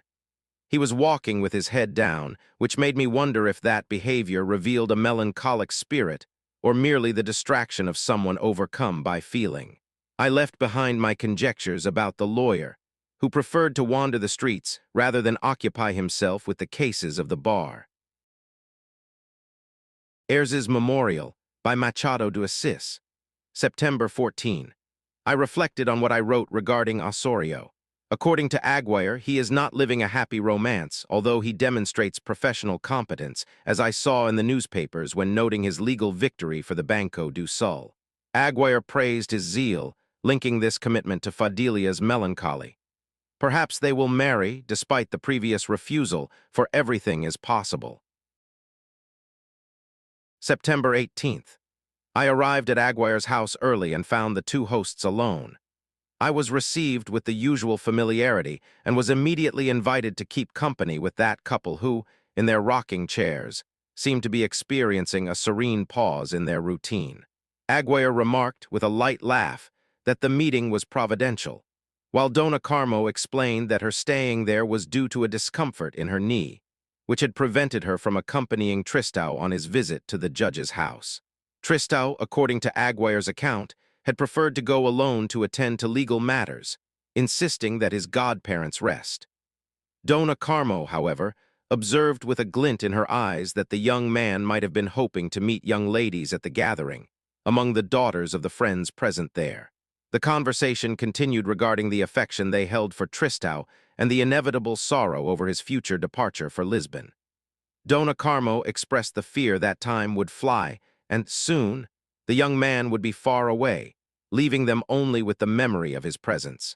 I tried to soften the melancholic tone, suggesting that life follows its course and that the departure of one would not negate the presence of others, making a subtle allusion to Fidelia, which seemed to bring some comfort to the lady. Aguirre, maintaining the sobriety that his profession as a banker imposed upon him, agreed with the esteem they had for the young man. Both enumerated Tristão's qualities, describing him as someone attentive, with pure feelings and a peaceful nature. Although I maintained my habitual discretion, I agreed with my friend's assessment, acknowledging the young man's rectitude. The conversation then drifted to the events at Judge Campos's house. I inquired about Osorio, another frequenter of the legal circles, but the mention of the lawyer did not spark the same enthusiasm as the name of Tristão. Aguirre, cautiously, suggested that if any old feeling still remained in Osorio, prudence would be the best path. Dona Carmo, always discreet, preferred not to delve into the subject, and we soon moved on to discuss literary novelties from Paris, a subject she handled with elegance and vivacity. In a moment of greater intimacy, I asked them if it were not a deep desire of theirs that Tristão and Fidelia might have an even closer bond, as if they were children of that union. The interest the question sparked was notable, revealing the affection they devoted to both. As I took my leave, Dona Carmo insisted on accompanying me to the window, while Aguirre walked me to the garden gate. Before leaving, I mentioned the dog buried on the property. Aguirre showed surprise, but confirmed with visible emotion how much the animal had been cherished by both and how much its loss had affected them. I left the house with a feeling of sympathy for the couple. As I walked down the street, the barking of a dog in a neighboring estate brought me to an almost philosophical reflection on the brevity of things. It seemed to me that the sound carried the lesson that, just as one lives, one also dies, and that memories, in time, eventually fade away. I amuse myself with the idea that perhaps I carry within me a kind of thinking dog, whose voice echoes the truths that routine, at times, insists on hiding. Ayres's Memorial by Machado de Assis, September 20. The 18th of September remained clear in my memory because of the evening the three of us spent together. Upon rereading my notes, I relived the presence of my friends and their 2 adopted children. I reflected on the contained happiness of those people who were facing the imminent loss of a precious asset, a sentiment visible in Dona Carmo. Ayres's Memorial by Machado de Assis, September 21. Upon leaving, I encountered Miranda's sister, Dona Cesaria. She wore a smiling countenance that struck me as mockery, although we exchanged nothing more than a formal greeting as we went our separate ways. Ayres's Memorial by Machado de Assis, September 22. The charming Fidelia met me in the morning and thanked me for the company I kept with her friends in Flamengo on the night of the 18th. I replied with modesty that there was no merit whatsoever in my presence, for I had merely found the friends alone and remained with them. Fidelia mentioned that Dona Carmo had told her that if the evening was not more lively, it was only due to her absence and that of Dr. Tristão, adding that I had possessed the gift of entertaining them. I explained that if I managed to distract them, it was because they themselves were the very subject of the conversation. Fidelia showed astonishment, as Dona Carmo had not related that detail to her. I advised her not to question her friend, suggesting that it would be best to believe that my white hair merely helped to fill the time with the reflections of one who has lived much. She smiled and took her leave. I confess that I followed her with my gaze, moved by a pure aesthetic pleasure, admiring the grace of her movements.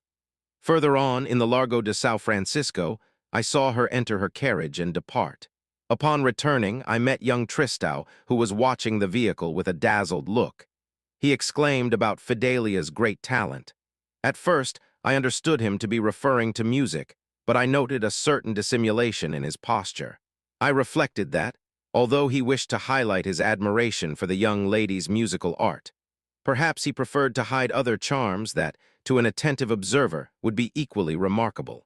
We parted ways on Rua de Quitanda, leaving me with the doubt as to whether the choice of the word talent had been a strategy of composure on the young man's part. Ayres's Memorial by Machado de Assis, September 30th. If I were writing a novel, I would eliminate the repetitive meetings with the widow Noronha, which took place on the 12th and 22nd. Literature would demand variety, but life, in its rawness, prefers the repetition of acts and symmetries, just as I noted previously in the cases of Osorio and Fidelia. Reality, unlike fiction, insists on identical events under similar circumstances. I justify these reflections to mention my ailing knee, a condition I share with Dona Carmo. However, there are notable differences between us. While in her case the ailment is a confessed rheumatism, my servant Jose prefers to call my pain neuralgia, perhaps as a gesture of affection or delicacy toward me. The second difference, however, touches me deeply. Dona Carmo has the support of her husband and children, while I remain absolutely alone, with the memory of my wife in Vienna and the absence of descendants. The outside world, with its noises of carriages and people, seems distant and lifeless to me. Only the wall clock breaks the silence, albeit in a funereal way. Sister Rita did not come to see me, but I know she is well. I have continued with my aching knee for a week, hoping that, if improvement comes, I might be able to go out tomorrow. Ayres's Memorial by Machado de Assis. October 2nd. I have improved, but the rain prevented me. Ayres's Memorial by Machado de Assis. October 3rd. The day began with a visit from Judge Campos, who came to inquire about my state of health following the rheumatic pains that had afflicted me. He remarked that Dona Carmo was also showing improvement, although she still limited her outings to the vicinity of Flamengo Beach. We talked about Fidelia's routine, noting that she enjoyed the frequent company of Tristão in her morning activities. Campos then revealed a plan of his niece's to me. She had expressed a desire to visit the farm, concerned about the abandonment of work by the freedmen and the need to evaluate the property before a possible sale. Although her uncle did not fully understand the urgency of that trip, he agreed to postpone his departure for vacation at Dona Carmo's insistence. The judge confided in me, however, that he suspected deeper motivations for that trip to the countryside, though he cut his confession short, changing the subject to domestic matters in the living room. After Campos's departure, I received a visit from Aguirre. He brought news of his wife and seemed pleased to see me on my feet. I invited him to dinner, but he declined, citing social commitments at home, where he was to host Fidelia and a colleague from the bank.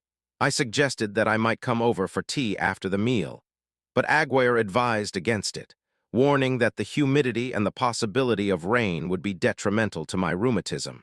I was left, finally, with reflections on the widow's trip to the farm, a destination that seemed to me uncertain and lonely. Aguirre's silence as he said goodbye left me with the impression that there was something more he preferred to omit. Faced with the threat of bad weather and persistent pain, I decided to remain at home. I was left with the expectation of receiving a chess player or, in the absence of company, dedicating myself to the composition of solitary verses until the end of the night. Ayres's Memorial by Machado de Assis. October 6th. The 6th of October was marked by a significant visit from my sister Rita. After a period of seclusion and convalescence, I received her presence with satisfaction, although I could not help but note her prolonged absence. She confessed that she had not left the house for weeks, waiting for me to seek her out. I explained to her that my seclusion had been the result of an illness, which caused her to pass from incredulity to concern, resulting in an affable and sincere conversation. During our meeting, I inquired whether she possessed any news regarding the widow Fidelia Noronha's travel plans to the Santa Pia farm. Rita demonstrated a lack of knowledge on the subject, motivated by her domestic isolation. We discussed the widow's intention to verify the situation of the freedmen on the plantation, accompanied by her uncle. I questioned the necessity of her physical presence, suggesting that a man could conduct the task with greater ease, but Rita promptly offered to seek information directly from Fidelia herself. I discouraged such an initiative, considering it indiscreet, although I confessed to myself in thought the doubt as to whether she would do it anyway. Upon returning from her outings, Rita recounted with simplicity the visits she had made, mentioning an encounter with Dona Carmo. According to her, Carmo is doing well and maintains her habitual affable disposition. They spoke about Fidelia and Tristão. I learned, through this account, that the trip to the farm will take place soon, with the full approval of Carmo, who recognizes the widow's prestige among the workers. Carmo will not accompany them, as her absence would be unbearable for Aguirre, whose emotional dependence on his wife is notorious. Rita further explained that Tristão himself wishes to accompany the party to Santa Pia, moved by the curiosity to see a farm before his return to Lisbon. When I asked if Carmo felt annoyed at the prospect of being left alone, Rita assured me she did not, for the absence would be brief and Tristão's return was certain, given his desire to enjoy the couple's company. I noted upon hearing the account that Rita seeks to find some flaw in Tristão, but failing to do so, ends up repeating the praises she hears from others. After dinner, I took my sister to Andorra and returned to record these brief memories of the day. October 10. The 10th of October brought a change in the plans at the Flamengo house.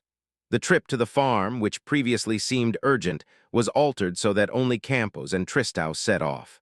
I met Dona Carmo and Fidelia at the garden gate, and upon commenting on the change, I noticed that the widow maintained a reserved posture, with her gaze cast toward the ground, while her friends sought to comfort her with constant attention. We walked briefly by the seaside, in a stroll marked by silence and discreet observations. Upon returning to the garden, Aguirre arrived bringing correspondence from Lisbon for Tristão. Among the letters, a bulky one stood out, likely sent by the young man's parents. The question then arose as to whether or not to send the documents to the farm. Aguirre pondered the uncertainty of the young man's return, while Dona Carmo suggested that a note be sent to verify Tristão's intentions. I asked if Fidelia would not miss the property where she spent her childhood.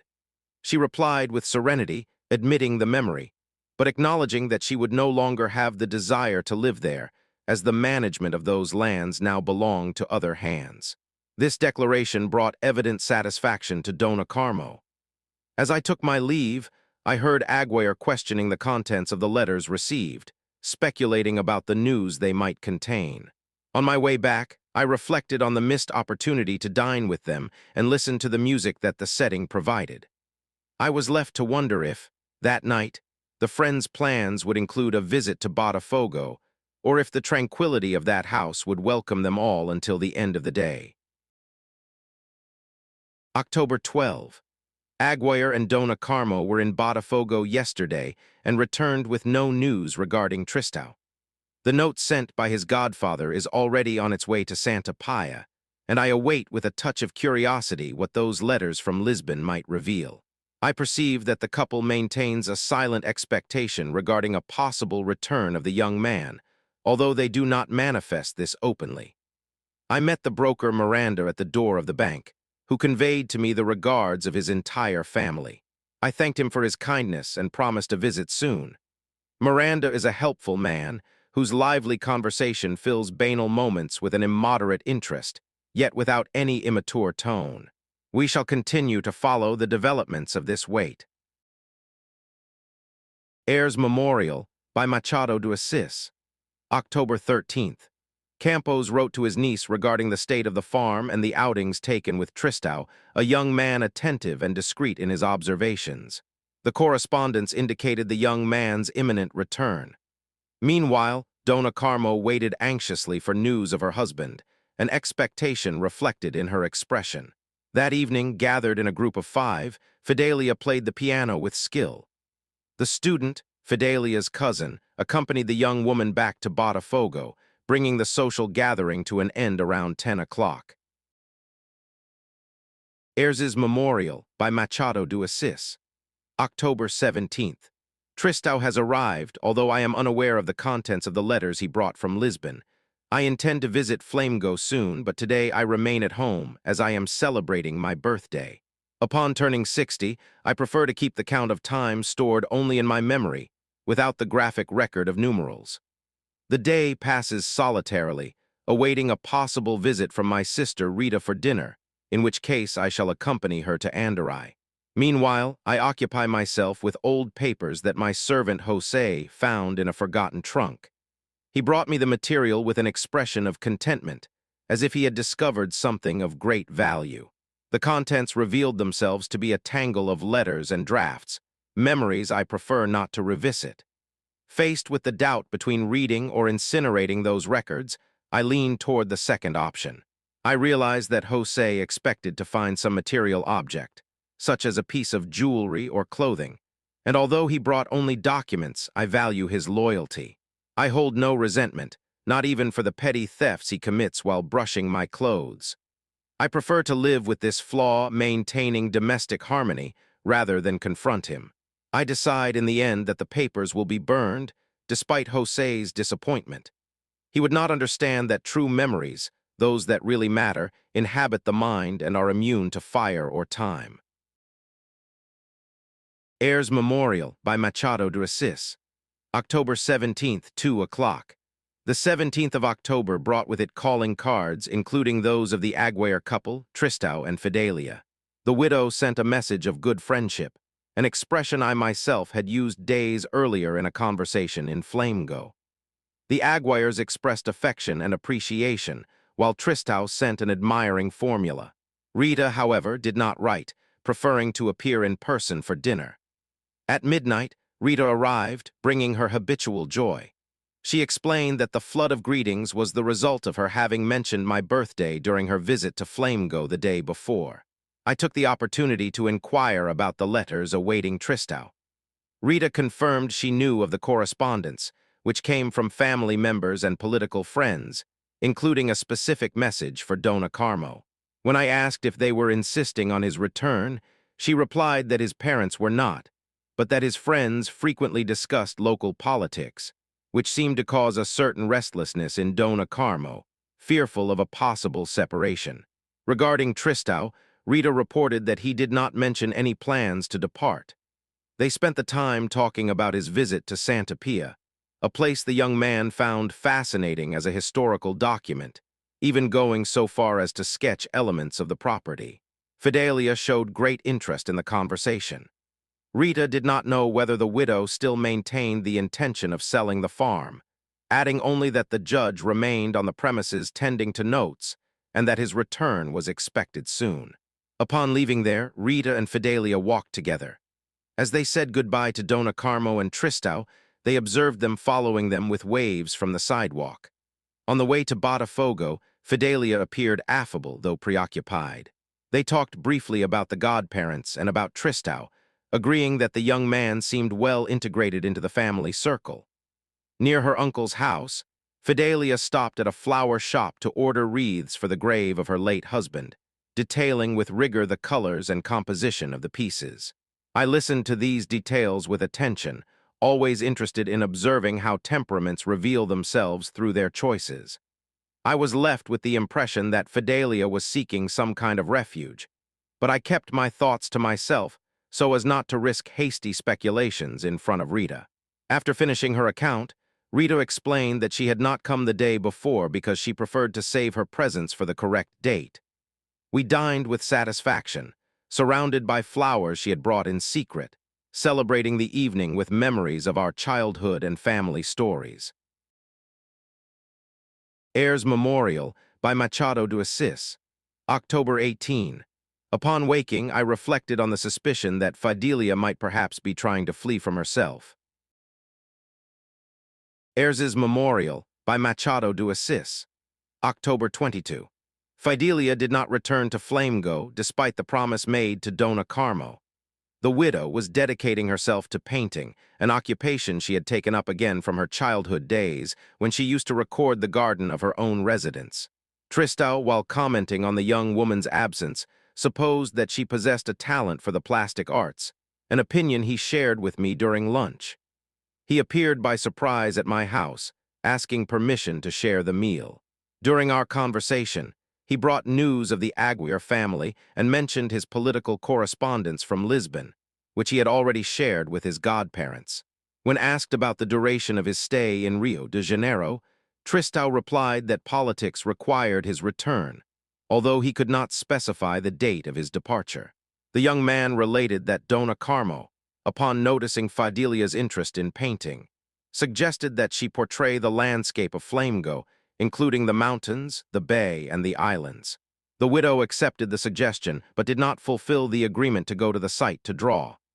We then analyzed Fidelia's attributes, from her discretion and refined taste to the expressiveness of her gaze, which Tristão described as beautiful and grave. To maintain fairness, he extended his praise to other ladies of his native land. The idea then occurred to me to suggest to Dona Carmo that she propose to her friend a canvas containing a human figure, specifically that of Tristão, so that the son's portrait might be immortalized by Fidelia's brush before his departure. He received the suggestion with a smile that mixed desire, hope, and a melancholy difficult to define. After we discussed art galleries in Europe, the lunch came to an end. I invited the young man to return more often so that we might enjoy such company, to which he responded with elegance. Upon leaving, he left me with a positive impression. Despite possible flaws in social interaction, imperfection seems to me a necessary human trait. I intend, soon, to verify whether the widow has finally begun her work. Ayres's Memorial by Machado de Assis, October 28. The 28th of October passed without news from the Navy or the landscape. Fidelia did not appear in Flamengo and sent a note to Dona Carmo justifying her absence due to the need to settle accounts with her uncle, who had just arrived from the farm. Dona Carmo shared the message with me, moved by the affection she harbors for her friend, and took the opportunity to express her support for the idea of her son being painted by her daughter, as had been mentioned by Tristão. She considered conveying the plan to Fidelia, although Tristão, who was dining with a minister, was absent. I reflected on the feasibility of this artistic proposal, doubting that Dona Carmo will actually go so far as to suggest that the widow come to copy the figure of her godson, for the relationship between them perhaps does not allow for such an initiative. Faced with these social and family uncertainties, I interrupt my notes to rest, leaving the conclusion of this evening's account for the following day. Ayres's Memorial by Machado de Assis, October 29. I spent the rest of the evening at Faria's house, who was celebrating his birthday in a gathering that lasted longer than I had intended. The atmosphere was lively, with music and constant conversation. Faria maintained an austere and annoyed countenance, revealing a difficult and dry personality. His wife, Dona Cesaria, displayed her habitual good humor, although her approval of events always sounded laden with a peculiar sarcasm. As I said my goodbyes, Faria thanked me with a restrained tone and a brief smile, a moment in which I reflected on the nature of those figures and my own condition as an observer. Ayres's Memorial by Machado de Assis, November 1st. The 1st of November brings the celebration of All Saints, followed by All Souls' Day. The Church was right to dedicate a moment to those who have departed. I tried to conclude these lines with melancholy, but I could not. In my youth, I composed sad verses, but today sadness no longer accompanies me. Ayres's Memorial by Machado de Assis, November 2nd. Sister Rita was at the cemetery today to pay tribute to our loved ones. She told me that she got up very early to reach São João Batista before the heavy afternoon crowds. When I asked about the graves, she described in detail the tomb of Fidelia's late husband, adorned with wreaths and flowers arranged with a care that, according to her, only a woman could have. Rita noted that the delicacy in the arrangement of the roses and poppies, added to the choice of everlastings around the name, revealed the feminine touch and good taste of Fidelia, who had already left the site when my sister arrived. We considered the possibility that she had chosen the morning hour precisely to avoid being seen by acquaintances. After this reflection on the cemetery, our conversation flowed to other subjects, including the ministry and Dona Cesaria. Rita recounted the meeting she had with her the day before and shared several observations about people in our social circle. I listened to her anecdotes with attention for a few minutes. I remarked with a certain irony that backbiting can serve as a pastime for idle spirits, and that the intention to point out the flaws of others, even if not always correct, finds justification in human nature itself. Rita disapproved of my comment, attributing it to my habitual perversity of spirit. Ayres's Memorial by Machado de Assis, November 9th. The Navy has altered the landscape of Flamengo Beach.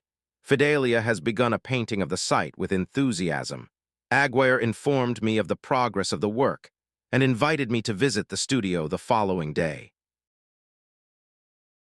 Ayres's Memorial by Machado de Assis, November 11.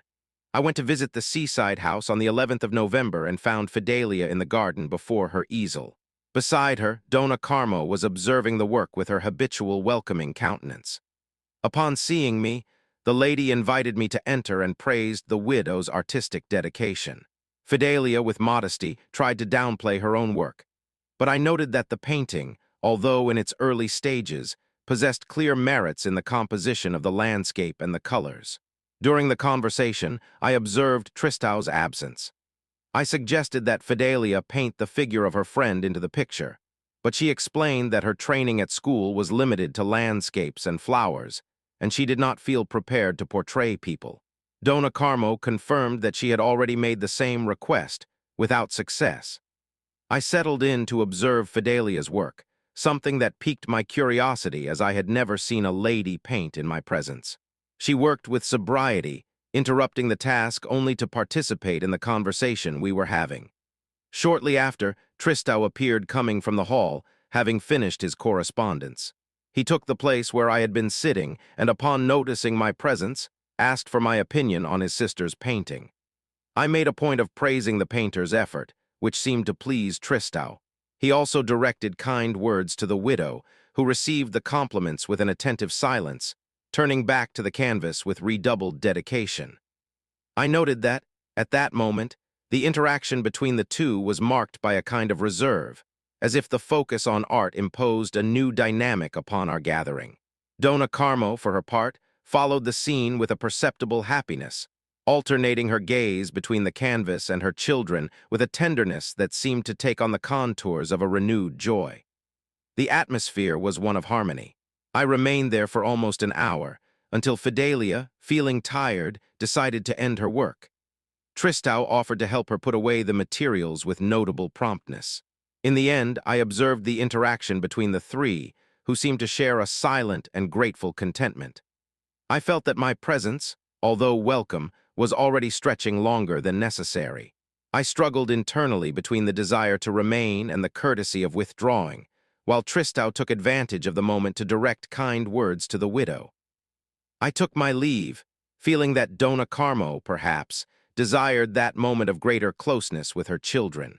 I left with the image of that afternoon still vivid in my thoughts, reflecting on the life of that family which, even in its simplest gestures, revealed a captivating unity. November 12. November 12. I reflected on what I observed yesterday, certain that Tristau is showing interest in Fidelia. The term suitor, although it may sound banal to some, carries a classical elegance that calls to mind the knights of old. My perception is that he is drawing closer to the widow, and her godmother seems to notice the same, showing a certain agitation with the situation. In my next visits, I shall be attentive to confirm or discard these impressions. As I decided not to leave the house today, I take the opportunity to record these thoughts. The solitude of retirement, after a life dedicated to diplomacy and to the company of people who were at times intolerable, imposes upon me the habit of writing. In the absence of interlocutors, I converse with paper to satisfy the human need to talk, a custom that routine and my own temperament have consolidated over the years. Counselor Ayre's Memorial by Machado de Assis. November 13th. Aguirre sought me out to comment on the progress of the seascape painting, confirming that the artist was working on it daily with dedication. In response, I expressed my admiration for the affection she showed toward us, and especially toward Dona Carmo, highlighting the graceful and almost filial manner in which she attended to the wishes of her foster parents. As we walked from the treasury toward the Rossio, the conversation flowed with the naturalness of a vehicle on silent wheels. Aguirre, who alternated between moments of attentive listening and reflective distraction, shared details about the widow's routine. He recalled how, previously, the two used to attend Mass at the Gloria Parish Church, and how Dona Carmo, to spare the young woman the commute, had come to prefer the services in Botafogo. The subject drifted to Dona Carmo's current habits, as she, due to fatigue, had begun to perform her devotions in the comfort of home. Aguirre described with tenderness his wife's custom of dedicating herself to reading her prayers at a private altar. maintaining a routine of faith that included moments of contemplation before starting the day or upon returning from her engagements. I listened to these accounts with appreciation, for my nature finds value in sincere gestures, however simple they may be. Donna Carmo's piety, which does not flaunt itself as an ornament, but translates into a genuine respect for her spiritual bonds, also extends to the memory of her parents, the longing for her friends, and the affection dedicated to her borrowed children. November 20. I returned to Aguirre's house 3 times, always finding Donna Carmo, Fidelia, and Tristão there. On one of the occasions, Aguirre arrived in time to witness the final moments of the painting. Tristão's interest in the canvas seemed secondary to the obvious admiration he felt for the painter, revealing a growing sentiment that kept him oblivious to our surroundings. As I observed the group, I divided my attention between the mother and the young people, moved by curiosity about Fidelia's behavior. Previously, I had speculated that she avoided her friend's house out of some personal apprehension, but her constant presence and interaction with the hostess's brother suggested a change. The situation remained indecipherable, although a disposition toward forgiveness was becoming apparent. Ayres's Memorial by Machado de Assis, November 30th. I accepted Tristão's invitation for an excursion to the Paineiras tomorrow. I have not recorded these notes for 10 days, not out of discouragement or lack of subject matter, but due to an accumulation of events. I learned that new commitments, linked to the upcoming elections, require Tristão's presence in Europe at the beginning of next year. I heard such news in Flamengo, directly from Caesarea, with a tone that mixed apparent melancholy with a veiled pleasure in the situation. She commented that the young man, although he appreciates Fidelia, places politics in the foreground. Caesarea took the opportunity to criticize the young man with her habitual elegance, disguising the pleasure of observing the slighted lady. I laughed discreetly, keeping myself neutral before her words. Although I consider her opinion unfair, I realize that my growing affection for Tristão influences my judgment. I did not fully defend him, which led the lady to appeal to my supposed balance and knowledge of human nature, covering me with exaggerated praise. Ayres's Memorial by Machado de Assis, December 1st. I returned from the Paineiras in the company of Tristão, still under the effect of the confession he made to me during lunch. The young man openly declared the love he harbors for the widow Fidelia. Although the term seemed formal, it carried the seriousness of a charted destiny. Tristão explained that he did not dare reveal his feelings to his godparents, nor did he find in my sister the frankness he believes he finds in me. He asked me if his choice was a wise one, and upon my confirming that to love is, in itself, a valid choice, he continued with his revelation. Tristão confessed that his interest in her arose as soon as he arrived, although the widow's austerity and the brevity of his own stay in Brazil had kept the sentiment silent. He described the fascination he felt when listening to her speak, the exchange of ideas, and the calmness of Fidelia's manners. He related that the insistence of his thoughts regarding her led him to plan a trip to the Santa Pia farm in the hope of finding greater proximity, a plan that ended up frustrated when she could not accompany him. While we were having coffee, I observed 2 birds crossing the sky. I suggested, in a light tone, that perhaps Fidelia herself was, in her own way, reciprocating his interest, although Tristão's expression revealed skepticism. The situation of both, marked by his imminent departure and the widow's fidelity to the past, made the case intriguing. I remembered my sister's convictions, who always maintained that Fidelia would not marry again, but I kept my own reflections to myself. Tristão, overcoming his initial hesitation, ended up exposing several episodes of his past hopes and disappointments. The conversation flowed in such a way that, by the end of our cigars, we seemed like 2 young men sharing secrets of youth, albeit in a more mature style. As we descended back to the city, I noticed that he seemed somewhat regretful or embarrassed by the openness of that confession. We changed the course of the conversation, dealing with trivial matters, such as politics, the road, and the movement of the city, sealing the encounter with the discretion that the situation required. Ayres's Memorial by Machado de Assis, December 2nd. I reflected on Tristão's change in demeanor. If before, at Largo de São Francisco, he had been cautious while observing the young lady, yesterday at Paineiras he revealed himself to be frank. The young man admitted that his interest in her had been born shortly after his arrival, growing until it reached its current confessional intensity. Ayres's Memorial by Machado de Assis. December 3rd.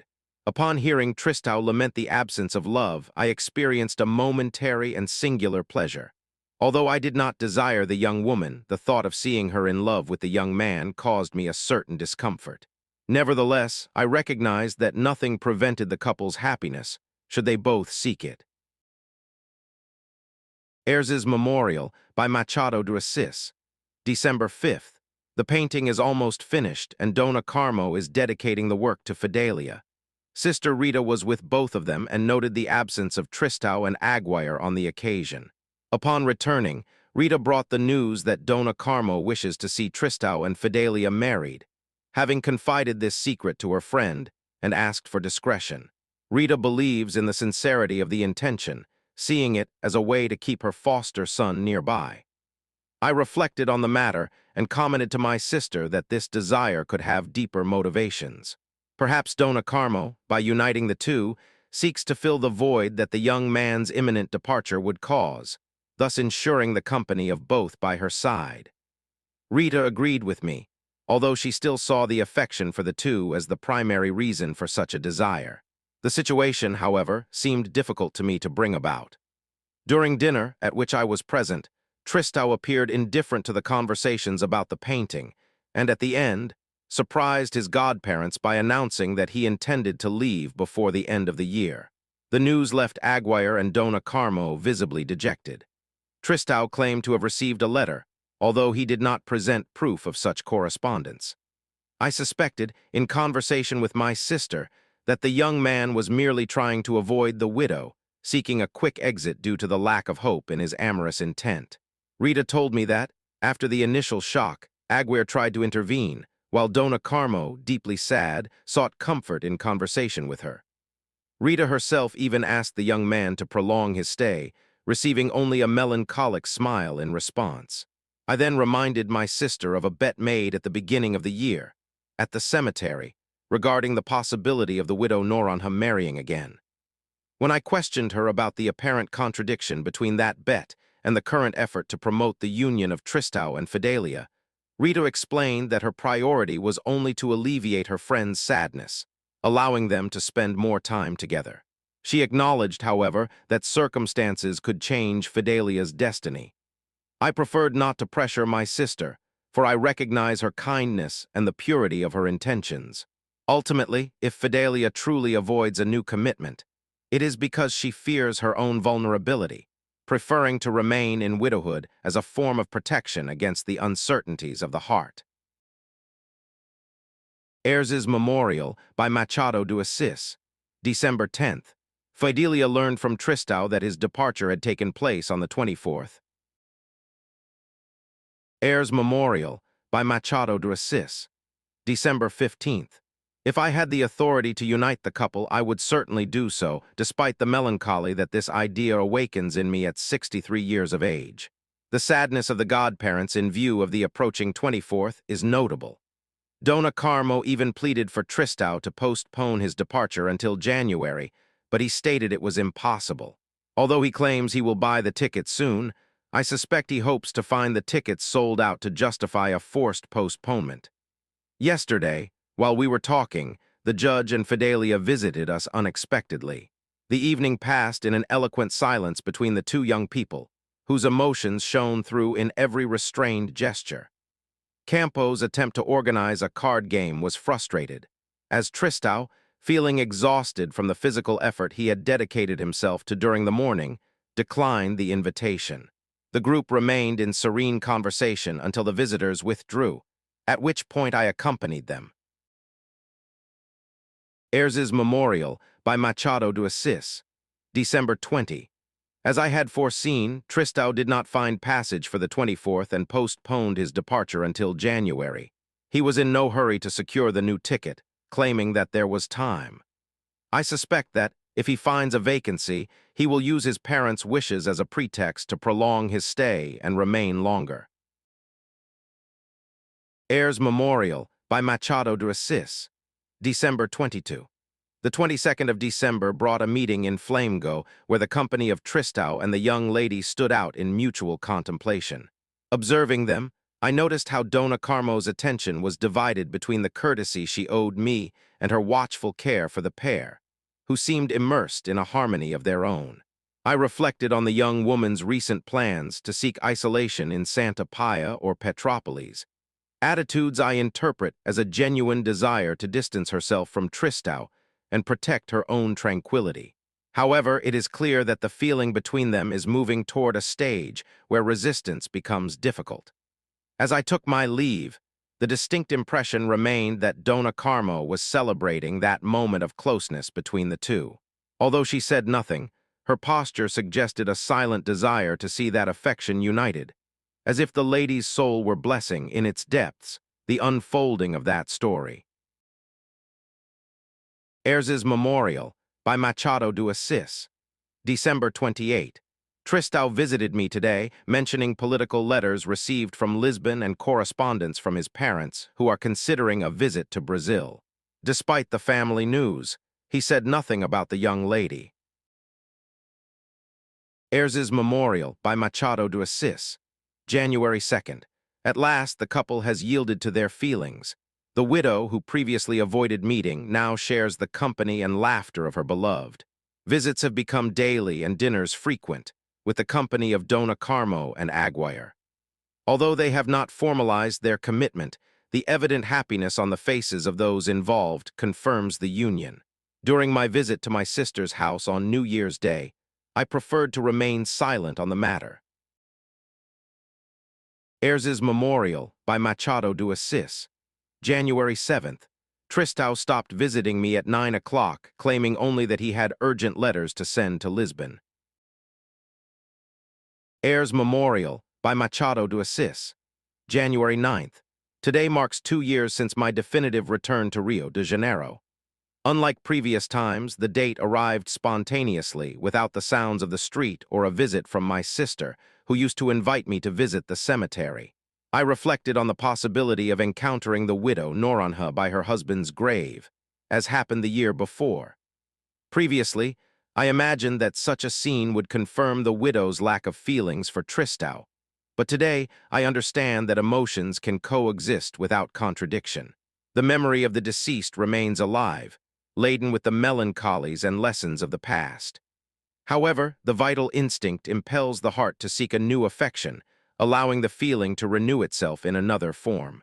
What she once tried to avoid now presents itself as a natural unfolding of life, a cycle that closes and opens to the new, confirming the complexity of the bonds we form throughout our journey.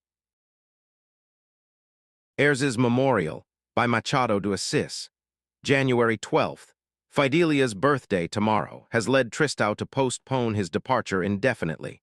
Although he justified the decision to his godparents and to me as a gesture of courtesy, I perceived that his real motives for remaining in the city are others. Heirs Memorial by Machado de Assis, January 13th. Midnight and before retiring, I record what I heard from Caesarea as we returned from the judge's house. We had spent the evening in the company of the widow, in the absence of Rita, who had sent only a card as she was feeling unwell. Caesarea, always moved by a caustic spirit, insinuated that Tristão would not be returning to Lisbon any time soon. When I pondered that he seemed attached to his godparents, she laughed, suggesting that the true godparents were the eyes of the widow herself. Her husband, with his habitual harshness, clarified that the holy water for that baptism would be money, indicating that financial interest was what moved the young man. I observed the contradiction in Caesarea's discourse, for she had previously stated that Tristão preferred politics to the affection of Fidelia. However, I realized that the true motivation of that lady was the contempt she harbored for the widow, using any pretext to diminish her. I preferred to remain silent, sparing myself from useless arguments and observing the elegant and poisonous way in which she distilled her opinions. After we said our goodbyes, I reflected on Tristão's situation. He is a man of means. He harbors a sincere feeling for Fidelia, and he will likely marry her. The judge, by all indications, has already noticed his niece's inclination and views it favorably, while the Aguirre couple remains happy, following their godson in his steps. Heir's Memorial by Machado de Assis, January 23rd. I remember that tomorrow marks the silver wedding anniversary of the Aguirre couple. I recall with satisfaction the intimate party of the previous year, marked by Fidelia's tribute to her mother. Tristão had not yet arrived. I shall send my wishes for happiness and will attend the celebration. Rita requested my company tomorrow evening in Flamengo. Heir's Memorial by Machado de Assis, January 25th. Flamengo was empty. Aguirre, his wife, Tristão, and Fidelia shared an atmosphere of novelty. I suspected that the marriage proposal had already taken place, an opinion that Rita shared with me. Heir's Memorial by Machado de Assis, January 29. The night of January 24 confirmed my previous suspicions. Tristão's marriage proposal to Fidelia took place in Botafogo at the home of the widow's uncle and was promptly accepted in the presence of the judge and the godparents, who were celebrating 26 years of marriage that day. The atmosphere was one of profound harmony, with Dona Carmo and Aguirre displaying a contagious joy, perhaps even greater than that of the betrothed themselves. Although the engagement was not yet public, Tristão felt it his duty to share the news with me, remembering that I had followed the beginning of that affection from its very first moments. I received the news with sincere enthusiasm, for the union seemed a natural path to the couple's happiness and a comfort for Aguirre's melancholy. Tristão explained that, out of respect for his parents, he would await their response before making the commitment public, although he was determined to proceed with the marriage regardless. During our conversation, he described the bride's qualities with enthusiasm, revealing a genuine and youthful sentiment. I listened to his words with patience, and in the end, accepted his request for a fraternal embrace, sealing the moment with the discretion and affection that the situation required. Heir's Memorial by Machado de Assis, February 2nd. The embrace I received seemed sincere and brought a genuine relief. I felt satisfaction in noting the happiness of the young man, the lady, and their relatives. The widow seems more radiant to me now, perhaps due to the expectation of her new marital status. Her previous melancholy, although authentic, proved to be fleeting, like a brief visit that finally gives way to a new time. Heir's Memorial by Machado de Assis, February 6th. The secret regarding the possible marriage still circulates with caution. Besides myself and Rita's suspicion, others are already maintaining the news, which has caused a profound impact on Osorio. He, who previously accepted the young woman's fidelity to the deceased as a definitive disillusionment, is now irritated to see her follow another path, feeling like a frustrated gambler faced with an unexpected and bitter turn of luck. Heir's Memorial by Machado de Assis, February 10. Dona Carmo, although she remains silent regarding the marriage, confided in me that she has written to Tristão's mother. By the same steamer, she reinforced the request for the union, extolling Fidelia's qualities. Soon, she should confirm whether she proposed the future mother-in-law's arrival. Heir's Memorial by Machado de Assis, February 12th. The desire to spend a month in Petropolis clashes with my wish to follow the unfolding romance between Tristão and Fidelia closely. Rita shares this interest and believes that a marriage between them is a certain fact, although she admits that the confirmation stems only from her own intuition. In conversation, she mentioned that Dona Carmo shows a mixture of embarrassment and reserve when addressing the subject. Out of discretion, I remained silent about what I already knew from Tristão's own words, diverting the attention to an old bet made between us at the cemetery a year ago. Reflecting on my relationship with Rita, I recognized the qualities that our long-distance companionship preserves. I recall a passage read in the classics, where an African king, upon being invited by Portuguese navigators to cede them land, pondered that friendship would be better maintained at a distance, avoiding the wear and tear of daily contact, much like the cliff that, being so close to the sea, ends up being battered by it. In the evening, upon returning from a visit to Aguirre, I found him unwell, resting in a reclining chair. Tristão had gone out at the insistence of his godparents, who encouraged him to visit Fidelia to avoid worries. The atmosphere in the house was one of silence and care. While Dona Carmo divided herself between concern for her husband's health and the anticipation regarding the couple's future, Aguirre, even in his weakened state, insisted on keeping my company for longer, fearing that I might spend the night alone. The conversation flowed between the host's state of health and the uncertainties that still hang over the fate of the young couple, maintaining the official silence regarding the union that everyone seems to anticipate. Ayres's Memorial by Machado de Assis, February 13th. I received news from Aguirre, who woke up feeling better and recommended caution. He invited me to dinner, but I declined the invitation, claiming that his recovery should be a time dedicated to his wife. In reality, I had already committed to dining with the Belgian chargé d'affaires. Although I enjoy the company of the Aguirres, whose maturity echoes my own stage of life, I felt I should fulfill my diplomatic agenda. In response, Aguirre insisted on the invitation, mentioning that Tristão would only attend the dinner if I were present. I perceived in the tone of the note a hint of disguised melancholy, revealing the parents' affection for the young man and their desire to have him nearby. Faced with their affectionate insistence, I accepted the invitation for the following day, aware that, after the meal, the parents themselves would certainly see the young man back home. Ayres's Memorial by Machado de Assis, February 15th. The plan to send Tristão to Botafogo did not materialize, as the visit from Fidelia and her uncle interrupted any intention in that direction. I noticed at once that the meeting had been planned by the two of them.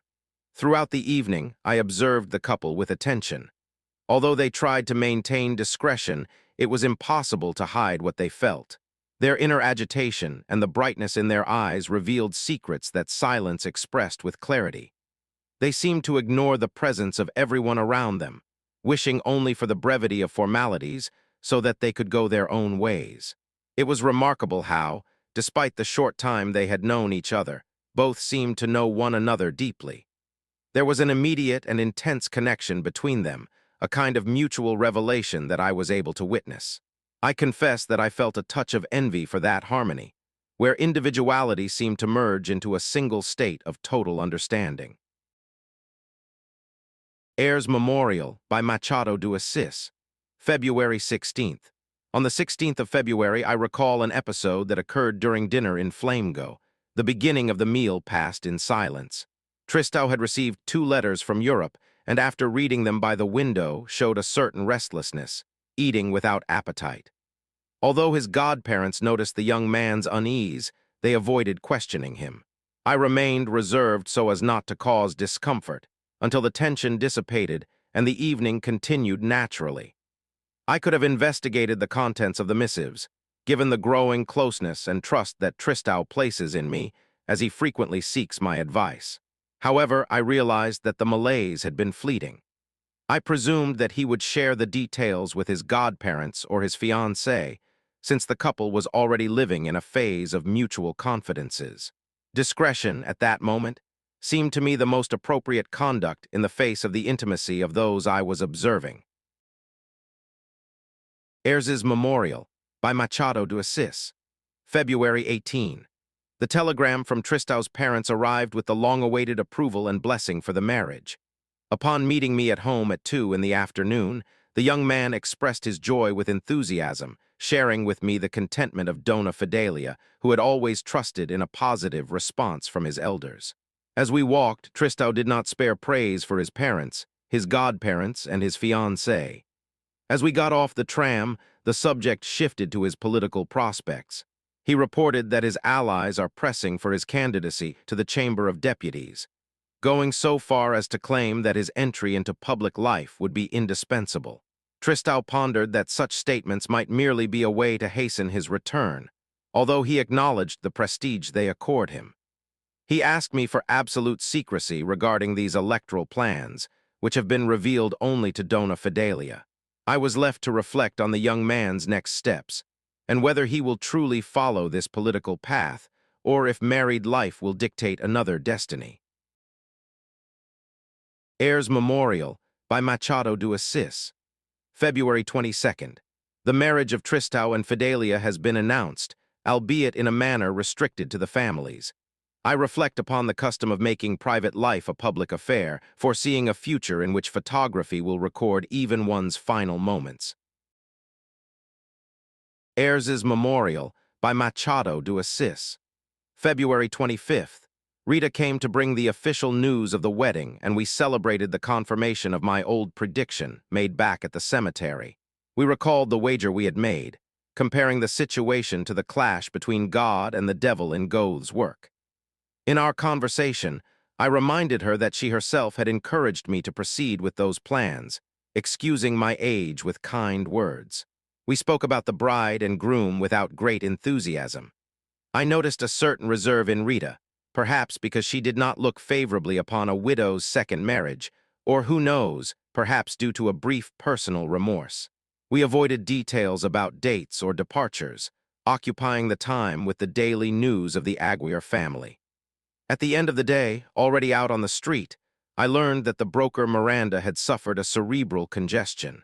Rita mentioned the fact only as she was saying goodbye, on the landing of the stairs. I reflected on how life imposes its priorities, making the affairs of the living always overlap those of the dead. Heir's Memorial by Machado de Assis, February 26th. Miranda passed away last night and the burial is taking place today. We maintained a cordial relationship, albeit without great closeness. Throughout my life, I have lost many acquaintances, and the absence of formal invitations did not prevent me from attending the ceremony. The atmosphere was marked by the customary sadness, with the presence of Aguirre, Campos, and other acquaintances, in addition to a visible melancholy in Caesarea. After the funeral, I detoured to visit my own family's tomb. I took the opportunity to locate the grave of Noronha, Fidelia's husband, which I had not yet seen. The site appeared well kept, adorned with fresh flowers. A gravedigger confirmed my suspicion that the widow herself brought them periodically. During the journey back home, I reflected on Fidelia's custom of honoring the memory of the deceased, pondering whether such a gesture stemmed from a lasting affection or merely from a deep-rooted habit. I arrived at my residence immersed in these considerations, tired from the journey and the reflective burden that the day had imposed. Days later, routine was resumed. I was at Fidelia's house on a quiet evening in the company of her uncle, a magistrate, and a distant relative. Tristão, the fiancé, was in Petropolis to handle matters regarding the couple's future residence. Alone with Fidelia, the conversation flowed naturally. I asked her about her fiancé, and she responded with a serene gesture and a discreet smile. Fidelia shared with me the correspondence she had received from her future mother-in-law, whose words were laden with tenderness and affection. Reading those lines revealed the family's anticipation regarding the engagement. The evening continued with Fidelia at the piano. The music filled the room, serving as a bridge to those who were absent and those who had already departed. There was an expression in those notes that transcended the melody itself. In a later meeting, on Saturday, I noticed that Fidelia appeared a little more reserved. When asked about Tristão, she delicately changed the subject. We talked about Dona Carmo's concerns regarding her godson and the complexities of dividing one's affection between loved ones. I remarked that, in youth or maturity, I had never sought to divide my soul in such a way. Fidelia reacted with grace and a frankness that I greatly admire. Appreciating the depth of her character, while always maintaining the discretion that is peculiar to her, has become a valuable exercise in observation for me. She continues to reveal her personality with a confidence that, on my part, is received with gratitude and respect. Heir's Memorial by Machado de Assis, March 9. Tristão returned from Petropolis after handing over the Westphalia house, furnished by Commander Jacino, who has departed with his family for the south. The lease for the residence was transferred for 3 months, and Dona Carmo and Fidelia plan to visit it soon. The closeness between them has grown, making confidences frequent, and I have followed their steps whenever we meet. In Andorra, I remarked to my sister Rita about the new routine of a retired diplomat, free from obligations, but also distant from old ambitions. Rita scolded my melancholic tone, asking me to avoid thoughts linked to death, in a direct reference to the visit we made to the family tomb. The comment almost led me to reveal the paternal affection I feel for Fidelia, but I preferred silence. Knowing my sister's mocking temperament, I understood that certain affections must be kept only for the written record, thus maintaining discretion regarding the new feeling the widow awakens in me. Ayres's Memorial by Machado de Assis. March 13. Romantic passion possesses the gift of transforming the common into something original and renewing what already seemed worn by time. I observe the engaged couple with interest, whose experiences reflect an ancient and recurring human drama, which, despite being narrated by poets under the watchful eye of the world, remains eternal. Ayres's Memorial by Machado de Assis. March 20. Dona Carmo dedicated herself with enthusiasm to the preparations for the newlyweds' house. The appellate judge, having arrived from Petropolis, confirmed that the setting was impeccable thanks to the careful arrangement of the objects and the manual labor of the hostess, who had the support of Aguirre, Tristão, and Fidelia. While Rita seemed to believe the descriptions provided by others, Dona Cesaria expressed reservations regarding the harmony of the whole. Cesaria's criticism extended to Dona Carmo's haste and the supposed excessive ostentation of the newlyweds. I tried to intercede in favor of everyone, but perceiving the unfavorable opinion she held of me, I opted for a different path. I engaged in gallant compliments regarding her appearance, highlighting her eyes and her hands, in an exercise of courtesy that ceased when there were no longer any reasons to extend such observations. Ayres's Memorial by Machado de Assis. March 21. I clarify that my praises of Dona Cesaria were not born of fear, but of a personal pastime. Although I recognize her attributes, I know that the lady maintains a disposition to criticize me whenever possible. During a visit, in which the widowhood of the hostess's sister made the atmosphere somber, Cesaria demonstrated a singular ability to mix criticism and kindness, making the distinction between both almost imperceptible.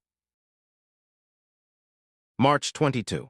I reflect briefly on the instability of Tristão, whose path has always been marked by changes in interests and careers. After passing through medicine and politics, the young man now seems to have found a new direction in his decision to marry. Observing Tristão's behavior, I note that his electoral ambitions have lost their place in his conversations. Tristão's focus is entirely turned toward Fidelia, to the point that he shows total disinterest in the partisan matters that previously occupied his plans.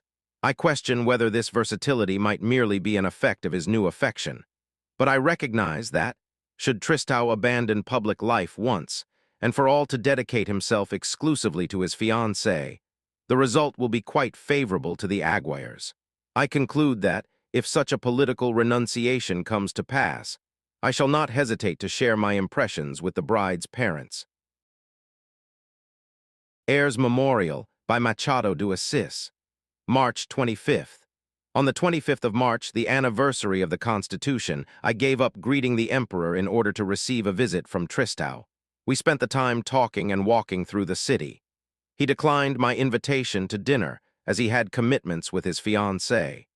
We spoke of her naturally, he with enthusiasm, and I with the sympathy of one who observes the happiness of others. We also discussed international politics, noting how Tristão adapts his convictions according to the country where he finds himself, always with a conciliatory spirit and averse to resentment. I reiterate that he is a good lad, a quality that seems to be accentuated now that he is preparing for marriage. March 26. The wedding day for Tristão and Fidelia has finally been set for May 15th. The legal procedures are already underway, with the expectation that the documents from Lisbon will arrive in time. The news was brought by Dona Carmo, who expressed the joy of fulfilling an old dream by having them nearby, even planning to find a residence for the couple in the Flamengo neighborhood. She recalled, with a certain emotion, her desire to have Fidelia as a daughter, mentioning a promise that dates back to her silver wedding anniversary. To prevent the conversation from drifting toward less pleasant topics, such as politics, I steered the subject toward memories of my own youth, sharing episodes I had lived through. I noticed that Tristão has been distancing himself from political discussions, and the correspondence he receives from his mother has become rare or uninteresting. Dona Carmo commented with lightness on her friend's jests regarding the fear of losing her son, responding to the threats with the same good-humored tone. The arrival of Dona Cesaria brought a new stir to the room as she confirmed the news of the union. The affectionate way in which she greeted Dona Carmo contrasted with criticisms made previously, revealing the complexity of the social relations of the time. Reflecting on these encounters, I realized how the happiness of some can be genuinely touching, even if the behavior of certain people, such as Dona Cesaria's husband, reveals a chronic inability to appreciate the good news of life. Upon returning home, I concluded that love, in its transformative strength, ends up erasing political divisions and worldly concerns, becoming the most powerful sentiment to govern the destiny of those young people. Ayres's Memorial by Machado de Assis, April 4th. Tristão requested that I be his best man. I accepted the invitation, although I would have preferred that he choose other friends. The groom detailed the plans for the private ceremony, the family luncheon, and the departure for Petrópolis. I listened with attention, respecting the joy of that moment. Ayres's Memorial by Machado de Assis, April 8th. Aguirre told me that Dona Fidelia has requested the bank to sell the Santa Pia property. Although the subject had come up previously, the widow's intention has remained firm. I commented on the continued work of the freedmen on the farm, who remained there out of loyalty to her. While the sale of the property occupied the thoughts of some, my attention turned to the widow's imminent marriage in the city. The topic sparked curiosity and comments regarding the whereabouts of Noronha, her late husband. Many people questioned where he might be, and the answers given by the social circle were vague and evasive, treating his death as an unfathomable mystery. I reflected that, contrary to what they said, the dead rest where the memory and affection of the living keep them present. I believe in Dona Fidelia's sincerity and in the continuity of her feelings. After years in the diplomatic career, where distrust was the rule, I have found in retirement the time necessary to finally believe in the truth of others. April 15. The Santa Pia property is no longer for sale. The news arrived this morning, frustrating those interested and revealing an unexpected outcome. Upon learning of the widow's decision, Tristão presented her with an unusual proposal, suggesting that the farm be donated to the former captives so that they might cultivate it for their own benefit. The tone he used was purposefully restrained, avoiding any gesture of excessive generosity or suspicions of ulterior motives related to the marriage. Fidelia shared what happened with Dona Carmo, who recounted the episode to me. She pondered Tristão's astuteness, but acknowledged the viability of the idea.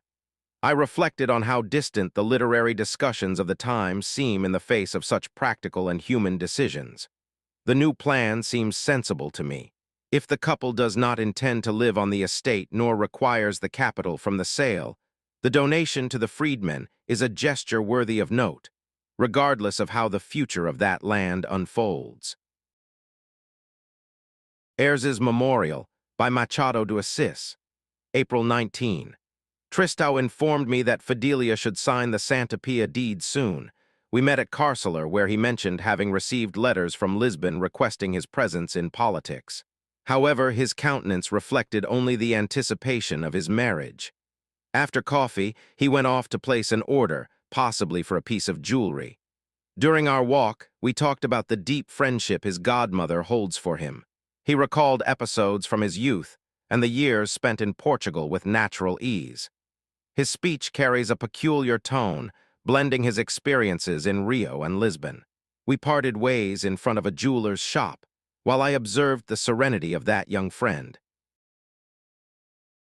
Ayres's Memorial by Machado de Assis, April 28. Saint Pia has departed to meet the freed, who will receive her with tears and hope. Ayres's Memorial by Machado de Assis. May 6. The Aguirre house remained in a state of alarm. Upon receiving letters and newspapers from Lisbon, Tristão withdrew into silence, alternating between expressions of joy and discontent.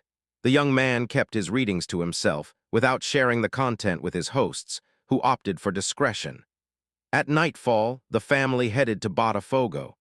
The meeting between Tristão and Fidelia dispelled the afternoon's worries, bringing serenity to the atmosphere. I learned these details from my sister Rita, who confided them to me. Tristão, divided between political interests and his affection for Fidelia, followed the course of his days. Ayres's Memorial by Machado de Assis. May 8.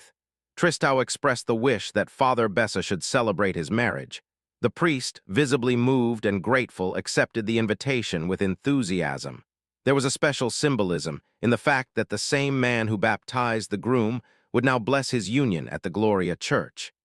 Aguirre remarked that the priest seemed to share in the very euphoria of the couple. The clergyman, who had not performed ceremonies for a long time, saw in the opportunity a renewal of his spiritual role, feeling honored by the duty of sealing that commitment before the community. May 15. The wedding of Tristão and Fidelia took place at noon at the Gloria Church, with a restricted attendance and notable emotion. Fidelia appeared in a sober and grave manner, while Dona Carmo and her husband showed great joy, matching the evident enthusiasm of the groom. As I climbed the church steps, I exchanged a meaningful look with my sister Rita, evoking memories of past encounters and the unpredictable course of destiny, a term I prefer to use to conclude certain philosophical cogitations. The ceremony attracted the curiosity of the local residents, generating the usual buzz among those present, who observed every detail of the bride and groom. Once the rite was concluded by Father Bessa, Dona Carmo expressed her affection with effusion, embracing the newlyweds and receiving from them a respectful gesture of gratitude. After lunch in Flamengo, we accompanied the couple to Prainha for their departure to Petrópolis. Among those present, I highlight the satisfaction of Campos, despite the change in his domestic routine with the departure of his niece. During the meal, a telegram from Lisbon brought the blessing of Tristão's parents, a gesture that moved everyone and reinforced the tenderness of the moment. I observed that scene with the serenity of one who, although removed from the dynamics of the world, still finds comfort in contemplating the happiness of others. In a discreet toast, I extended my wishes to the bride and groom and the Aguirre family. Later, when commenting on the event with Rita, I pondered the delicacy of not mixing memories of past losses with the present celebration. I preferred to maintain a light tone, appropriate for the party, celebrating the union that was consolidated there with the departure of the newlyweds. Ayres's Memorial by Machado de Assis. May 26th. In these last few days, I have dedicated my company to the Aguirre couple, whose bonds of affection seem to be tightening even further. They maintain constant contact with their adopted children, who planned a brief trip down for a quick visit to their parents. While the rain defines the weather in Petrópolis, I receive news of Fidelia, whose letters reflect a serene and gentle state of mind. Dona Carmo shared one of these correspondences with me, in which the young woman suggests a trip to Europe for everyone. However, Mrs. Aguirre shows resistance, claiming fragility and fatigue, which makes any plan for major travel something far from her current reality. On Thursday, Tristão and Fidelia arrived in the city. The reunion in Flamengo was marked by affection, and the day passed in an atmosphere of harmony. The young couple spoke with Dona Carmo about various subjects, from music to painting, and shared moments of social time by the sea. During the walk, Fidelia reiterated the desire for the trip, detailing an itinerary that would include Lisbon, Paris, and possibly Italy. Dona Carmo, however, maintained her refusal, arguing that her failing health prevented such an undertaking and expressing concern for Aguirre's well-being. Tristão suggested that her husband accompany her, but Aguirre confirmed the impossibility of being away from the bank that year. At the end of the day, while I accompanied the young couple to the return ferry, Aguirre reaffirmed that his priority would always be the care of his wife, ruling out any agreement that would imply leaving her alone. Ayres's Memorial by Machado de Assis. June 11. I met the newlyweds by chance on Ouvador Street. She seemed even more graceful walking beside her husband in a gesture that reflected their recent happiness. They were planning some shopping and commenting on their routine. Tristão invited me to join them, but I declined, pleading a desire to remain in my own land. He, however, seemed oblivious, focused only on sharing with his wife the plans for their future trip to Lisbon, departing together in tranquility. Ayres's Memorial by Machado de Assis. June 25th. Campos and Aguirre wished to host the young couple in their home before their departure for Europe, but Tristão and Fidelia opted for the Hotel dos Estrangeiros in order to avoid showing any preference between the families. They agreed to alternate their visits between the two houses. During the days leading up to the trip, I observed everyone's happiness, although Dona Carmo tried to hide the sadness of the separation with frequent mentions of a future reunion. At the Aguirre house, the atmosphere was one of planning. While the elders talked about the future, the newly married couple seemed immersed in a complicit and profound silence, interrupted only by brief touches on the piano or private conversations by the window. Dona Carmo watched them with tenderness, restraining any interruption so as not to interfere with their happiness. At one point, I wondered if Fidelia had visited the cemetery after the wedding, a doubt I kept only to myself, without passing judgment on human affections. At the final reception, the mood was melancholic. Many close friends were present, and the despondency was visible. Fidelia and her sister, Rita, insisted that Dona Carmo accompany them on the trip, arguing that a change of scenery would do her good. The lady, however, refused, citing fatigue and the impossibility of separating from her husband.